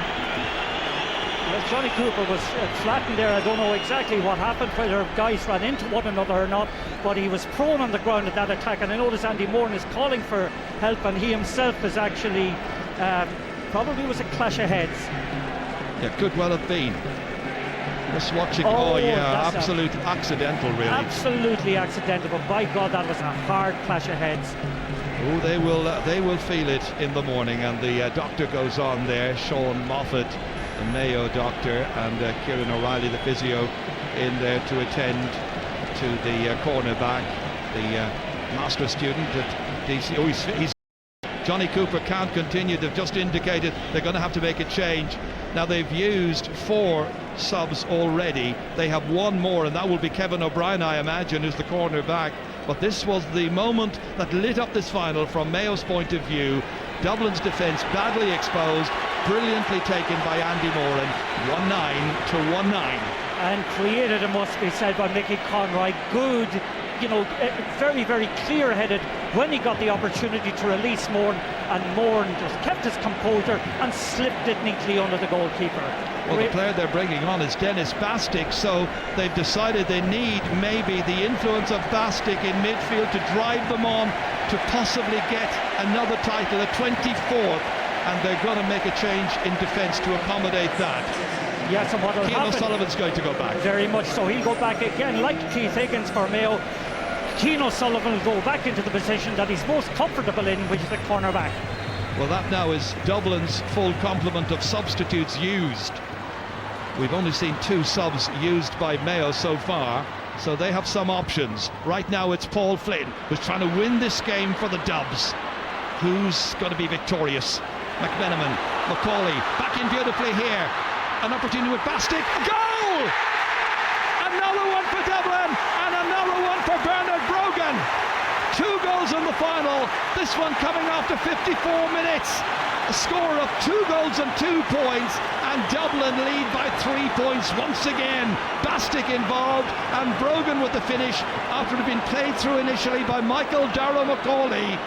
Yeah, and it's perfectly legitimate. I thought when I saw it the first time he may have been in the small square when the ball was released to him, but no, perfectly legitimate, opportunist goal, exceptionally well taken. Clinical stuff by Dublin, and they are now in defiant mood and anxious to try and seal a victory, even at this early stage, if they can possibly do so. Once again, it's McMenamin. Back once again here as far as Diarmuid Connolly, enterprising ball over. That's good vision, really good play by Connolly. Michael Darrow Macaulay back here as far as Brogan, who's having a stormer in there and threatening Mayo anytime the ball comes in, and really it doesn't come in often enough. But then that's the duty of the players further out the field. Kevin McLaughlin now held up here by Paul Flynn, and Paul Flynn didn't retreat quickly enough. Ball's in it goes into Andy Moran, the goal scorer a little while ago. Down he goes, Keane O'Sullivan after him, and Moran gets up, hits it, but the referee has blown his whistle, so it's got to be a free in. Yeah, just watch Andy Moran, he takes on Keane O'Sullivan here. He is fouled, definitely. I thought the referee was going to let it kind of continue and maybe allow Moran's point, but Cillian O'Connor has the opportunity to narrow the gap. Just an interesting point there. Keane O'Sullivan went off with a blood injury in the first half, came on with number 30, and as we saw there, he's back wearing number 9 again. There you go. Maybe they have a backup set in the dressing room. Anyway, Cillian O'Connor isn't worried about such things, and there is another change now, and this time it's going to be a Mayo sub. At Enda Varley comes in, corner forward, and he'll be coming on in place of Alan Dillon. Dillon didn't score today for his 7th championship match. Now it's a case of getting the right men in the right place for a ding-dong finish. Cillian O'Connor to kick it and to put 2 between the teams. 4th pointed free by O'Connor, 21-year-old from Ballintubber. So 2-9 to 110. Still advantage Dublin. Comes out as far as James McCaffrey. Back again towards Keane O'Sullivan. Hit down into the corner here, Dean Rock. Sullivan just holding, they're nursing possession. Didn't see anything on ahead of him, so he retained the ball. Philly McMahon now in the wars earlier on. Awkward bounce there for full back and full forward. It was a push. The referees decided on Bernard Brogan. It was Dublin who were in discipline for much of the first half, gave away 14 free kicks. This time it's Mayo who are culpable. And just outside the D, it's Brogan who can add to his 2 goals and 2 points. Not required this time, Stephen Cluxton. No, it's interesting, during the two National League games this year, both in regular season and in the semi-final, Brogan over the two games scored 115 against Mayo, and it seems to be against Mayo that he reserves his best form.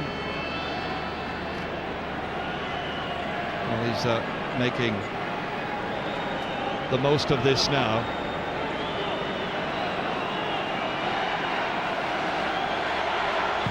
From the edge of the D, an important kick, and beautifully taken. Doesn't miss many. So 2 goals and 3 points now, and he was in the right spot, right time, perfectly legitimate goal, beating Robbie Hennelly, and that's what this man thinks. Delighted. 3 points between the teams so far into the last 12.5 minutes of the final. Dennis Bastick, who's involved in the goal, kicking it long, but it's Keith Higgins who snuffs it out. If Mayo can remain cool, composed and focused, they're still in with a chance. End of Varley, Conroy intercepted.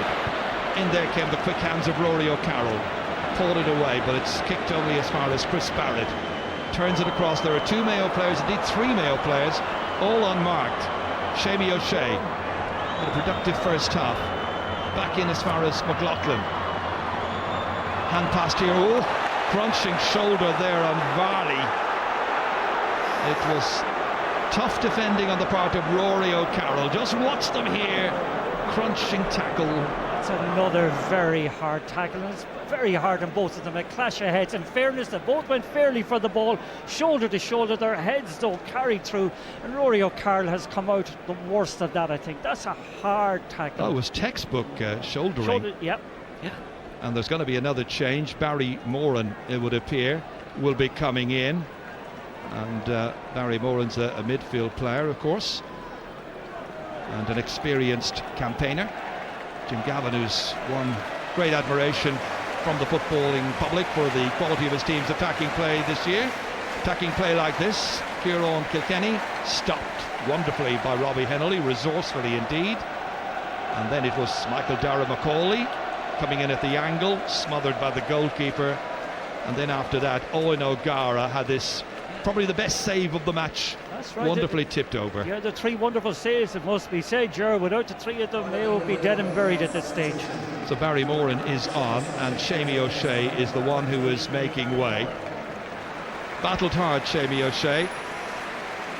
Is it to be a 7th All-Ireland final defeat and 1 draw back in 1996 against Meath, the day when they all felt they should have a litany of misfortune, but there's concern now about Rory O'Carroll. Remember, Dublin have already used their 5 subs, and there are, as you can see, 10.5 minutes left to play.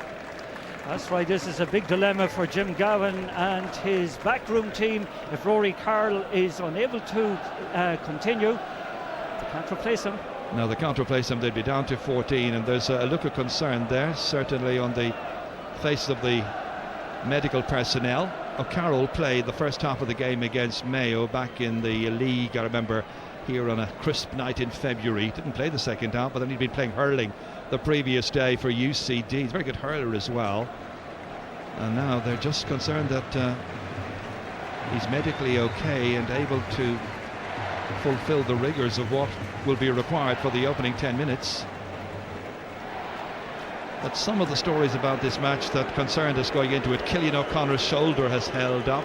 We were thinking, would they play sweepers? Would it be negative? Would it be full of tactic? It's been quite an open game. Yes, he has been remarkably good. He's withstood plenty of tackles. The only thing that surprises me about him, Ger, he's played quite a bit of the game well away from goals. Referee has given a free there and has given a yellow card to Rory O'Carroll. Yeah, surprises me in a way, because in fairness, I thought both of them went to the ball, hard certainly, and to incur the yellow card. I thought it was a perfect tackle. Perfect tackle. Yeah, I'd agree.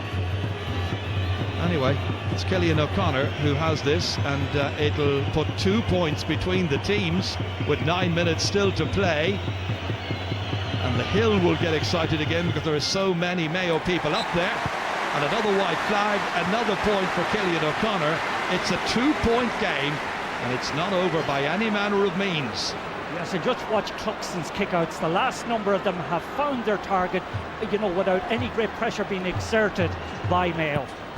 Well, let's see what happens here. He's chipping it towards Bastig, who made a good run. Not tracked by Aidan O'Shea, who hasn't been the dominant force we expected he might be in this final. Here's Ger Brennan. Now Michael Darragh Macaulay.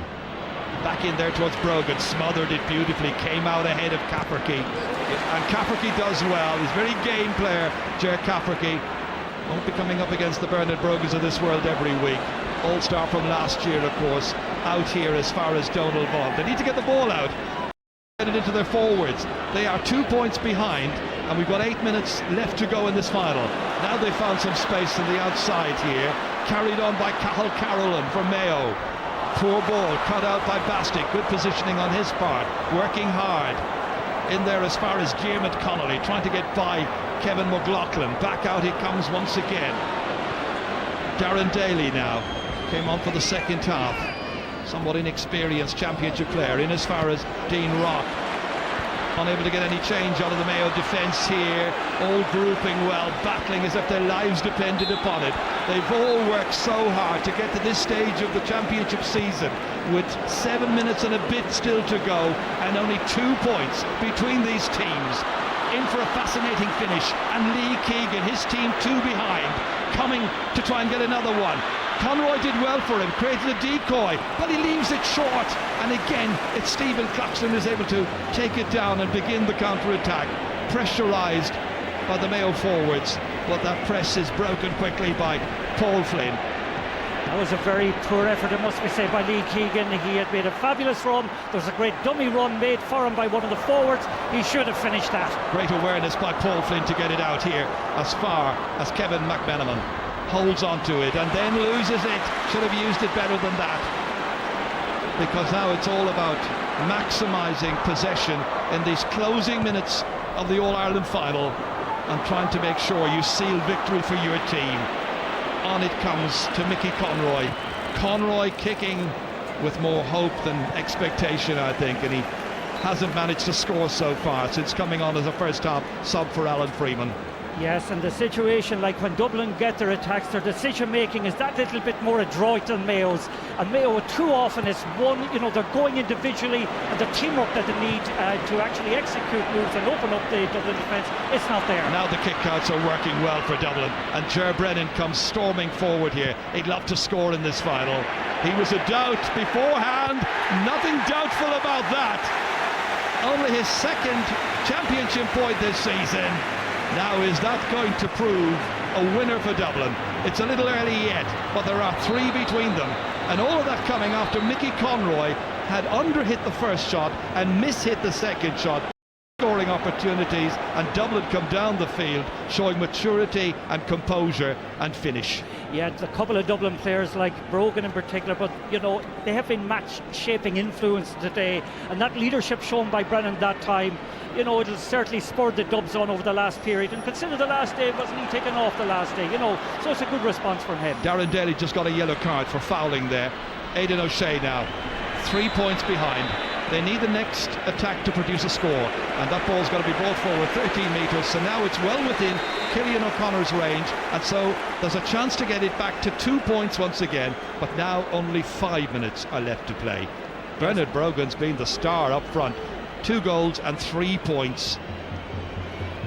Cillian O'Connor with 5 points. His impact and importance has been immense, all right, but that time, an experienced player like that, you question him giving away frees, in scoring positions to Mayo, because, Mayo, it's only frees really that are getting them scores at the moment. They need this one, and then they need some hope.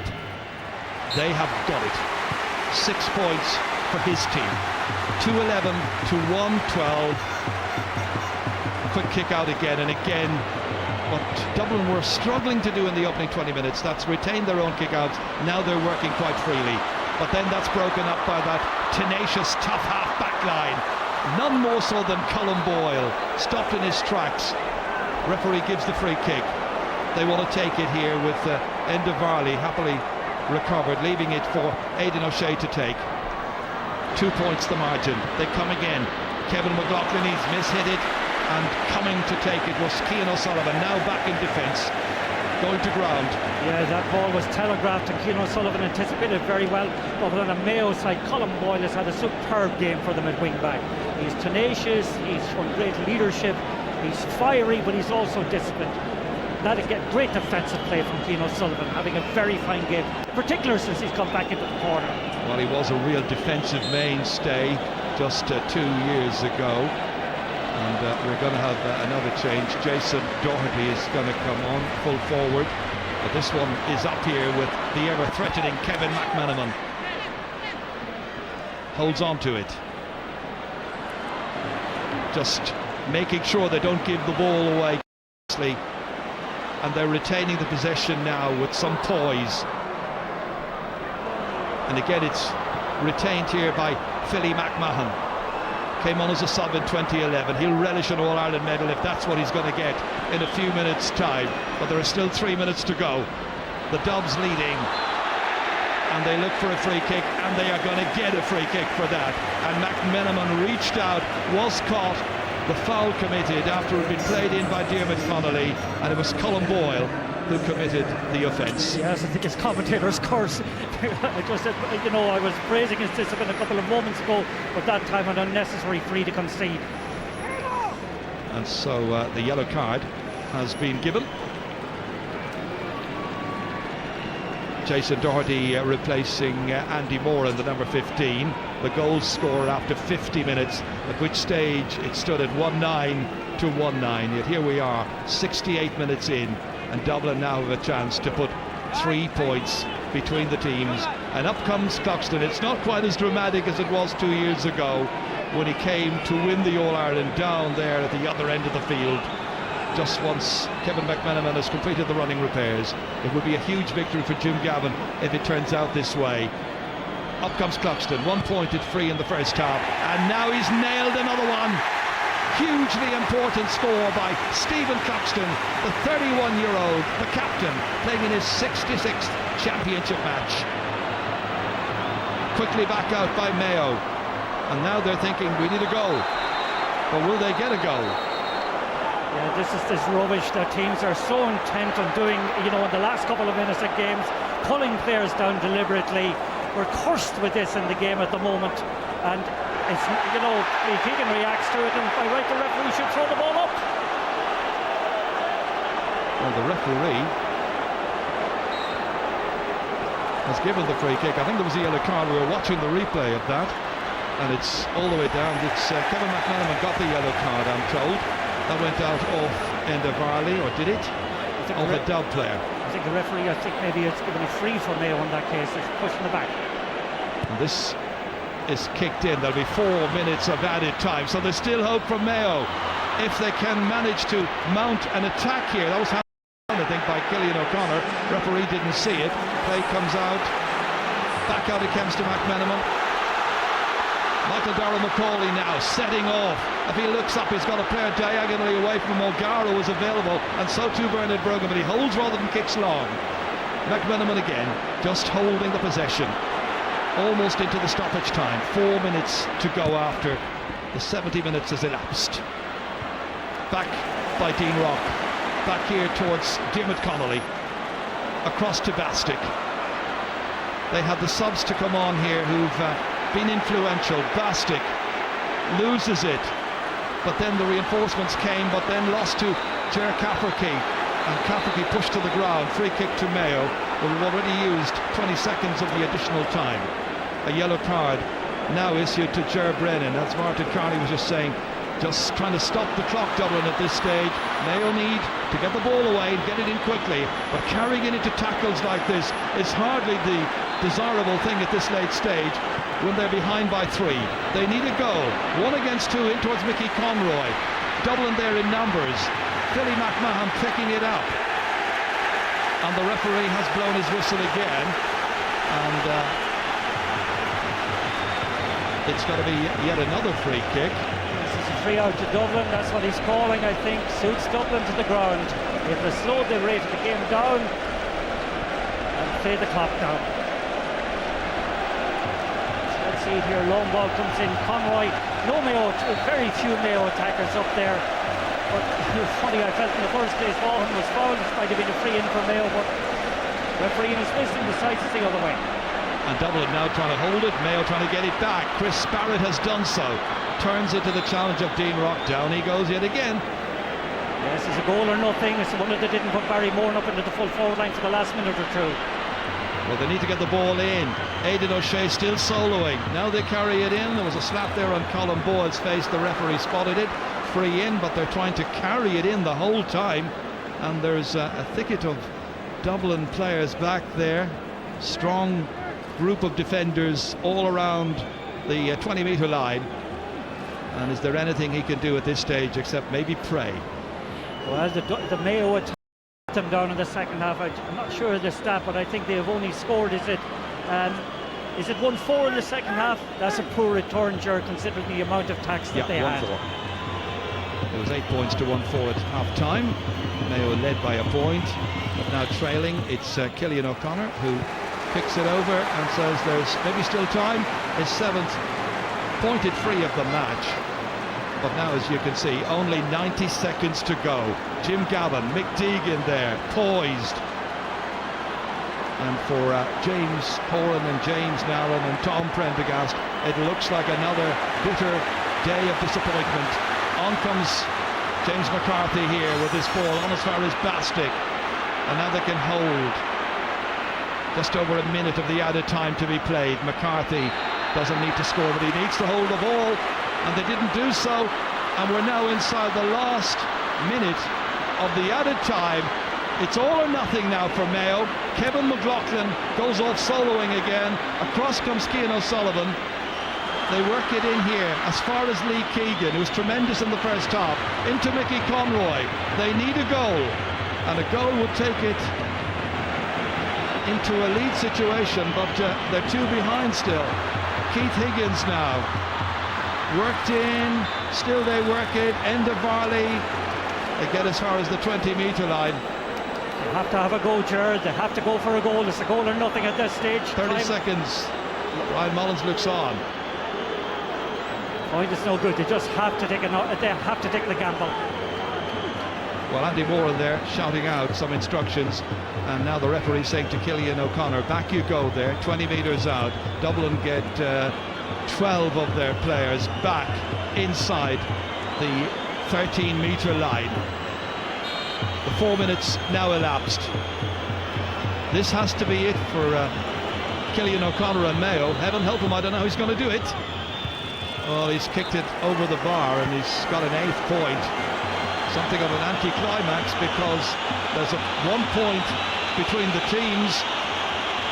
2-12 to 1-14.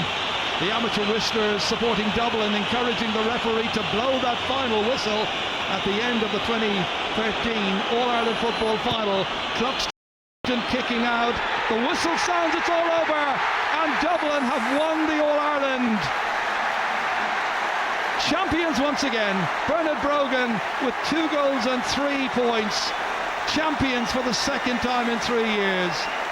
Sam Maguire staying in the capital. Disappointment for Kevin McLaughlin. And Mayo once again fall at the final hurdle. And a wave of emotion sweeps through Dublin's players, management, supporters, Hill 16, all around the place. They've been led by the truly brilliant Jim Gavin. He has built upon the achievements at under-21 level. He's found a balance between the Sam Maguire winners of 2 years ago and blended those players in with the underage achievers. And they have won in the end by just a point. Dublin knew they had a great set of players. They've won. Dublin 2-12, Mayo 1-14. Yes, and they fully deserved their victory, even though there was only a point in it at the end. I thought they were the better team in the day. They played a lot of attractive football, and all year their emphasis has been on the positive, and I'd like to applaud Jim Gavin, applaud the way he has got his team to play football. He's knowledgeable, he's calm, he's equipped with players who can get good, and he's managed to get players to get good performances out of themselves when it was needed. And I thought myself that Bernard Brogan today came up trumps when it was needed. Well, the challenge was there for the manager and for his squad to blend the talent and such wonderful talent together, but So disappointing for Mayo. Let's go down to Joanne Cantwell. So Dublin, once again, the senior All-Ireland football champions. Cian O'Sullivan, that is a nice ring. Oh, it was absolutely amazing, you know. Just to hear the final whistle go there, just turn around and share this moment with some of the lads that you worked so hard with all year. You can't beat that feeling, it's unbelievable. I know, because you have not one but two fat lips. Does that sum up a lot of what happened out there? Yeah, I don't know. In the first half I got an elbow or something and it burst my lip, but you know it's always going to be a hard fight. I believe, Marty, I believe. It's just incredible. So much running, and the two midfielders played such a major role today. Was all Michael Dyer come over to? Yeah, no, like everyone today, there was moments in the game when lads stood up to the plate. Dennis Basta came on and immediately we created a goal scoring opportunity and we got the goal. That was the difference between the sides at the end. It's just incredible. I wonder, did you get a little bit worried though when Rory went down injured and all your subs have been used? Did you even notice that? Yeah, I went over to Rory and the first thing he said to me was he doesn't know where he is, so yeah, I got a little bit worried when he said that, but you know, he did great there for the last 10 minutes. You did great there for the whole 70. Well done, Cian O'Sullivan, senior football champion. Dublin are the champions of Ireland in football for the second time in 3 years. And on commentary today we had Martin Kearney and Ger Canning. We are here in studio with Joe Brawley, Pat Spillane and Colin O'Rourke. And on a day, I suppose, gentlemen, we say congratulations to the Dubs on another All-Ireland success. Colin, commiserations to Mayo as well. They've lost this one by a single point. Yeah, I suppose the agony in the garden goes on for Mayo, but Dublin were the better team. Martin Kearney, a Mayo man, was the first to acknowledge that, so well done to Dublin. I think they were by far the better team in the second half and they should have won by a bit more. I think they scored something like 1-6 from play in the second half, whereas the only score from play for Mayo was the goal, so I think it was a fair indication. Mayo backs were heroic in the way that they played, but Dublin had too much power all over the field, too many good footballers. Mayo were let down by their forward line, and I think it may be the start of a Dublin domination because this is a young team and there's a lot of good footballers. The bench didn't make as big an impact today, but overall Dublin are the better team and very, very deserved All-Ireland champions, having entertained us mightily throughout the whole year.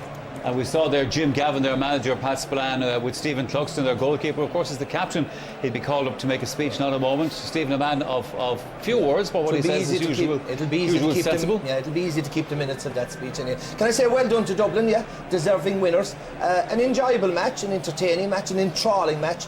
Probably nerves took over in one sense. It wasn't a free-flowing shootout that we expected, but Dublin were the better team. And you know, might I take an opportunity as the only person to predict the Dubs to victory, as opposed to my two colleagues who will be heading to the B team next year. Can I just explain why Dublin won? Because it's the reason why I gave it the start of the game.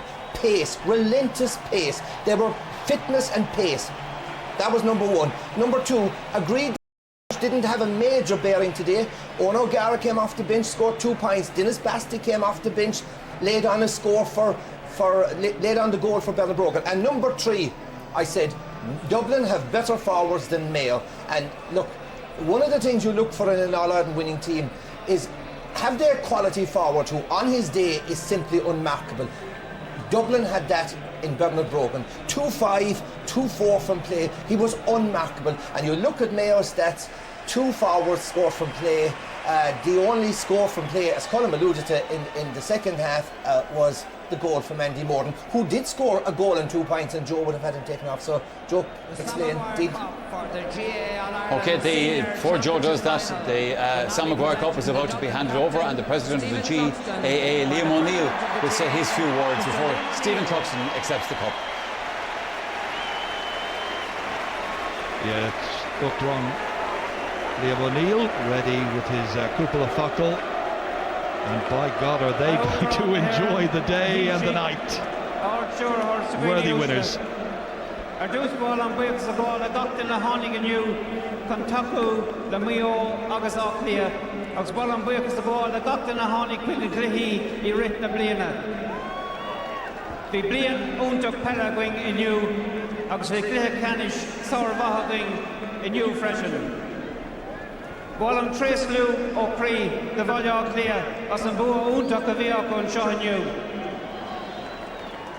Bólam Corrón O'Macree a dhéanamh le Mayo agus tá sulgam nar hagann siad arás an céad eile go mbeidh torann níos fearr ar a go dibbre.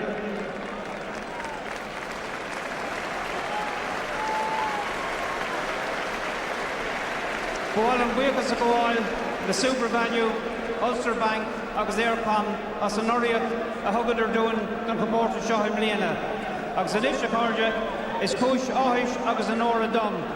Corn Sam Maguire a runna ar captain úntaach Auchlia Stephen Cluxton. Pagorda Stephen. Liam O'Neill ready to present the Sam Maguire Cup to Stephen Cluxton as Dublin are the new All-Ireland champions. Champions of 2013, champions for the 24th time.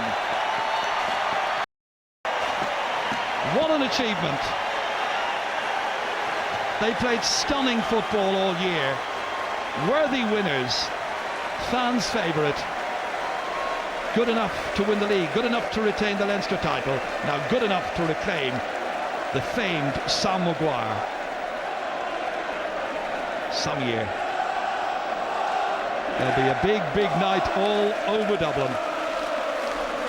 Well, the last time there was a captain up there receiving it, he said, we'll see us later in a certain Dublin night spot.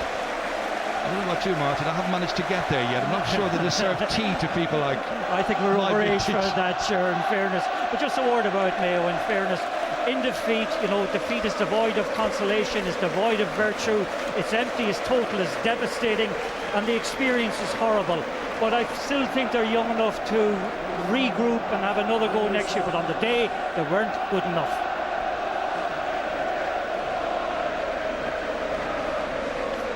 Celebrating with the family, waiting for Stephen Cluxton to speak. And to lead this group of lads out has been absolutely phenomenal. So everything that they get tonight is well deserved. Well done, boys.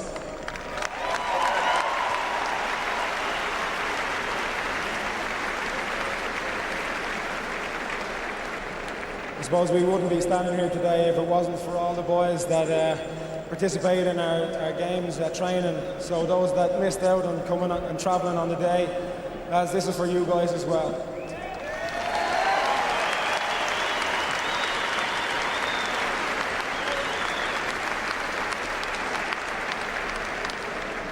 I suppose I'd start off with the manager. He's brought a new dimension to our game. He's allowed us to dictate what we wanted to do on the pitch to an extent. Repetition. But no, Jim, thanks a million.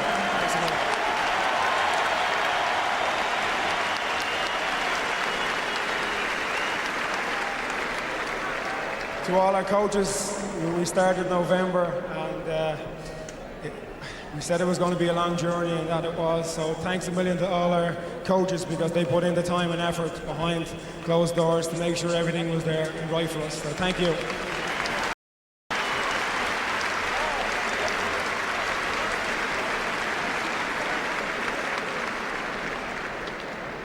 I suppose to our backroom staff as well, they work hours and hours to put video analysis together and everything. So we really appreciate everything you do. You make our life easier by doing all that hard work, so thank you.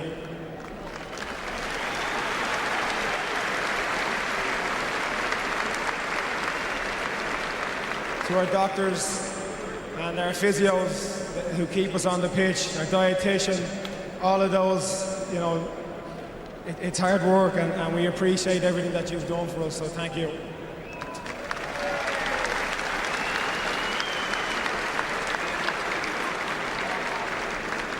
So we fly through. Thanks to the county board, thanks to our sponsors. We'd like to thank Mayo for a wonderful game out there today. It was nip and tuck. Really went to the wire. Unlucky. The day will come. Thank you. A very thoughtful and very comprehensive speech by Stephen Cluxton. And with Diarmuid Connolly lifting the cup, it's Dublin's day. They remained focused on their ultimate target, and they had the capacity to attain that objective.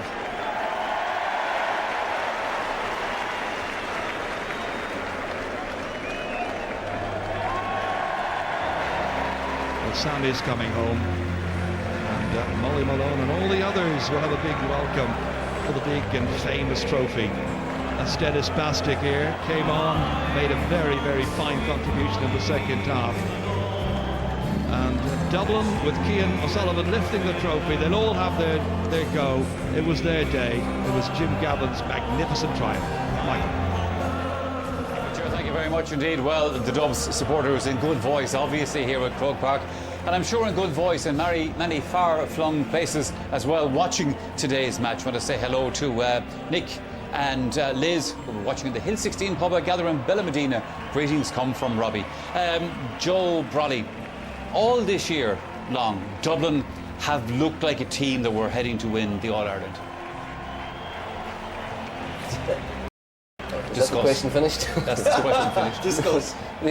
Well, that's true. To some extent, that is true. I mean, and they've lost one game all year in the league. Mayo will be very disappointed. You know, they did half the job.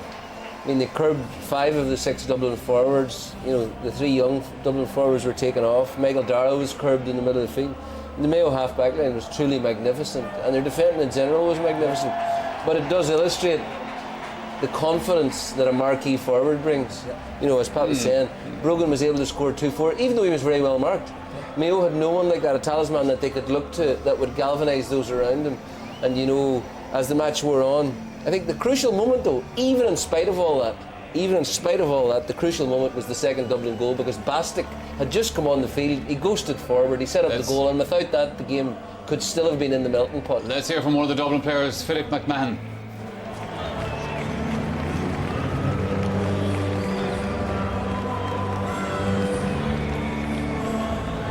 Philly, congratulations. I mean, I was commenting to Cian O'Sullivan earlier about his fan lips. You now have a bashed chin, of course, that you change your shirt in the middle as well. It was so frantic out there. Yeah, a few war wounds showed the aggression and desire in the game, so you wouldn't want that any other way, especially the defenders. So, you know, to come out with the win and have some war wounds is great. What was it like actually as a match? Because it just was non-stop, constantly. Yeah, look, we stuck to the game plan right through to the last minute.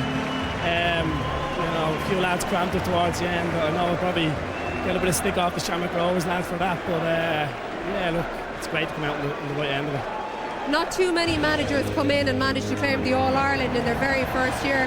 What has it been like with Jim Gavin? It's obviously been very enjoyable.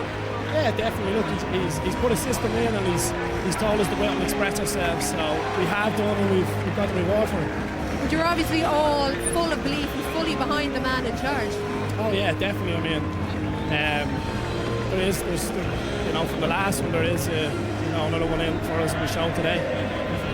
Speaking about belief, it looked like even towards the very end, when it looked like Mayo might come back, you never doubted that you were going to win this. No, we shut the game off.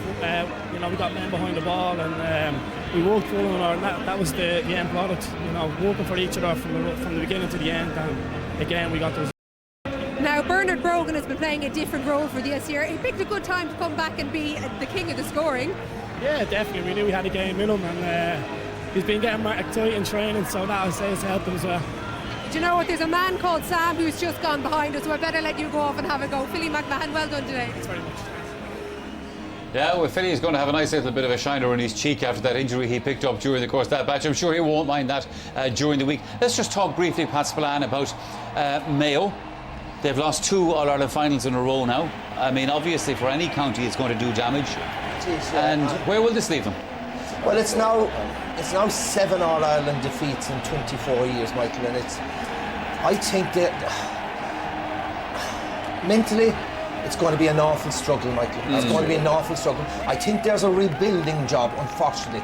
There's a rebuilding job, and there's a rebuilding job up front. It's forwards. Michael, where they failed today was not in defence, they were superb. Not at midfield, they were superb. Where they failed was in the forwards. And you can see 3 of their best forwards over the last number of years, Alan Dillon, Andy Morgan, Mickey Conroy, their best days are behind them. You're looking towards the under-21s, you're looking towards rebuilding. Will they be back in an All-Ireland final next year?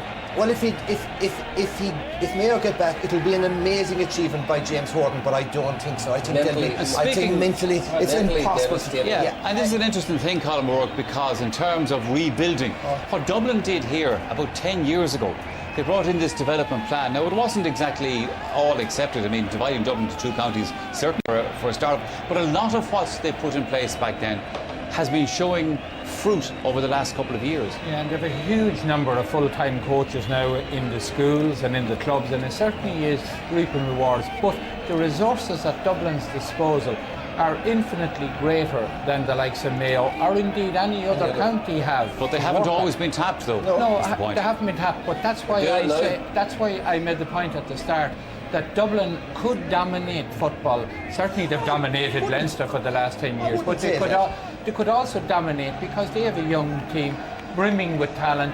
But Mayo are a resilient lot. You know, they are used to losing All-Ireland finals, and they will go home and their supporters will lick their wounds, and next spring start all over again. What Pat says is correct. They need to get a couple of forwards. If they had one forward like Bernard Brogan, they would now be All-Ireland champions. Colin, the problem isn't that you can start in spring again. No, you can't. The problem is that you're at it again now, and you're morning, night, mentally very, very wearying. I mean, I would have thought that this was the moment today. This was the day. What do you do as a footballer? You don't just throw in the towel and say, I'm not going to play. Yes, but we're talking about the mental impact of a defeat like that. Physically is no problem. Mentally, year after year of heartbreak, of defeat, of demoralising, of being so close, you know, of being so... If you were massacred, you could say, right, we were beaten. But now they can look at the DVD next week and they can point to individual incidents and say, a couple of mistakes here and there. A couple of simple mistakes, and we could probably have even won it. Marquee forwards you talked about. Bernard Brogan, I mean, this is the difference. It is the difference. Between if you analyse, Michael, if you analyse the All-Ireland winners over the last number of years, you will find it's the marquee forwards who are unstoppable on the day. Michael Murphy, Colin McFadden last year, the Brogans the year before, the Gooches, Donaghy, Declan O'Sullivan. The list is endless. Marquee forwards on their day, Canavan, McGuigan, marquee forwards on their day are unstoppable, unmarkable. And I think I predicted in the paper today, I'm nearly certain I predicted that Bernard Brogan would get man of the match, because I could see against Cork, didn't score but won all the possession. Against Mark O'Shea, one of the greatest defenders of all time, took 6 points, 4 wides and 2 into the goalie's hands, and today he came good. And at saying that, notwithstanding that, Ger Cafferty very good game, had a damn good game, yes, but he conceded 2 goals and 4 points from free. You know? You give a top forward an inch and they punish you. Yeah, well, Bernard Brogan, by his own standards, hadn't a good year. But again, he delivered on the day. And the big thing is what he delivered goals, and goals win big games. You know, Dublin's point scoring, 12 points in an All-Ireland final, is actually quite a low score to win an All-Ireland with. But Brogan supplied the 2 goals, even if one of them was a mistake by the Dublin. And Ger Brennan, by the way, going around to the Cup there as well. Again, during the week, like people are talking about, Ger Brennan needs to lose his place and he won't be picked, and he should be, and he hasn't got the pace for it and so forth. He's got another All-Ireland medal. And scored the superb point. Yes, he did. At an important point in the match. And also another thing, Mayo robbed Peter to pay Paul when they brought Keith Higgins back to Mark O'Gara, because he lost his dynamism up through the centre at a critical time in the game, when the only way that Mayo were creating was to break through. And when Higgins came back, he did a brilliant job in O'Gara, took him out of the game. But the problem was that at that stage they needed scores. And I thought that it was a very lacklustre attempt in the last 4 or 5 minutes to chase it down. I mean, the amount of time that Mayo wasted themselves. Killian O'Connor at one stage took about almost a minute over a straightforward free. At a time, whatever, I mean, that free put them a point behind. Yeah. You've got to speculate to accumulate, and perhaps at the end, maybe it's fear or whatever like that, but they weren't going bald-headed for that goal. Mind you, the Dubs were dragging them down. In the last 10 minutes, the Dubs showed that just like the rest of them, they could indulge in win at all costs. I mean, the purity was thrown out the window. They were cynically fouling. Flynn went back and swept. They held the ball. They delayed the frees. You know, so I mean, you know, they don't necessarily have clean hands themselves in that last 10 minutes. It was true. They took 3 yellow cards for it as well. But all I'm saying to you is this: that the margins were very tight. There was nothing in the game. A few mistakes. really dictated But at the end of the day, outcome. you know, Michael, you can coach and coach and coach. You can bring all the psychologists and all the statisticians and all the defensive coaches. At the end of the day, skill and quality forwards win matches. Well, it wasn't class forwards on Dublin's part, it was one class forward. When you look at the Dublin attack, it was quite limited and very well held, apart from Brogan. But the flair all year, I suppose, came from Dublin, mainly from Dublin. They were very exciting to watch, they were expansive. They really were a ticket to come and see in town, and I suppose they've got their just As were Mayo, in fairness, but I'll make one last point about Mayo. Their half-back line, too much was expected of them today, I thought, because not only were they expected to shut the Dubs half-forward line down, which they did, but they were also expected to go on there and win the game as well. And I mean, at times they looked as though they could do that, but they needed a bit of help from the forwards, which they just didn't get.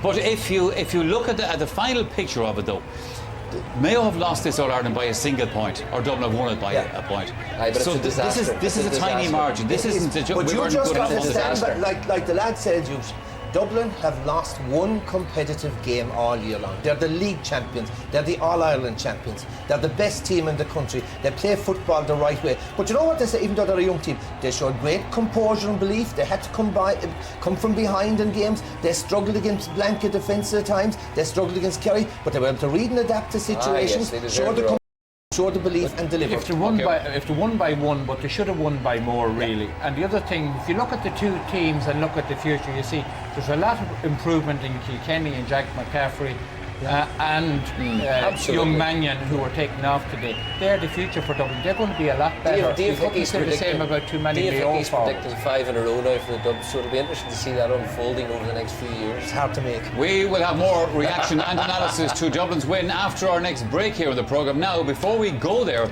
it is competition time. Because how would you like to win a week's holiday in New York with spending money as well?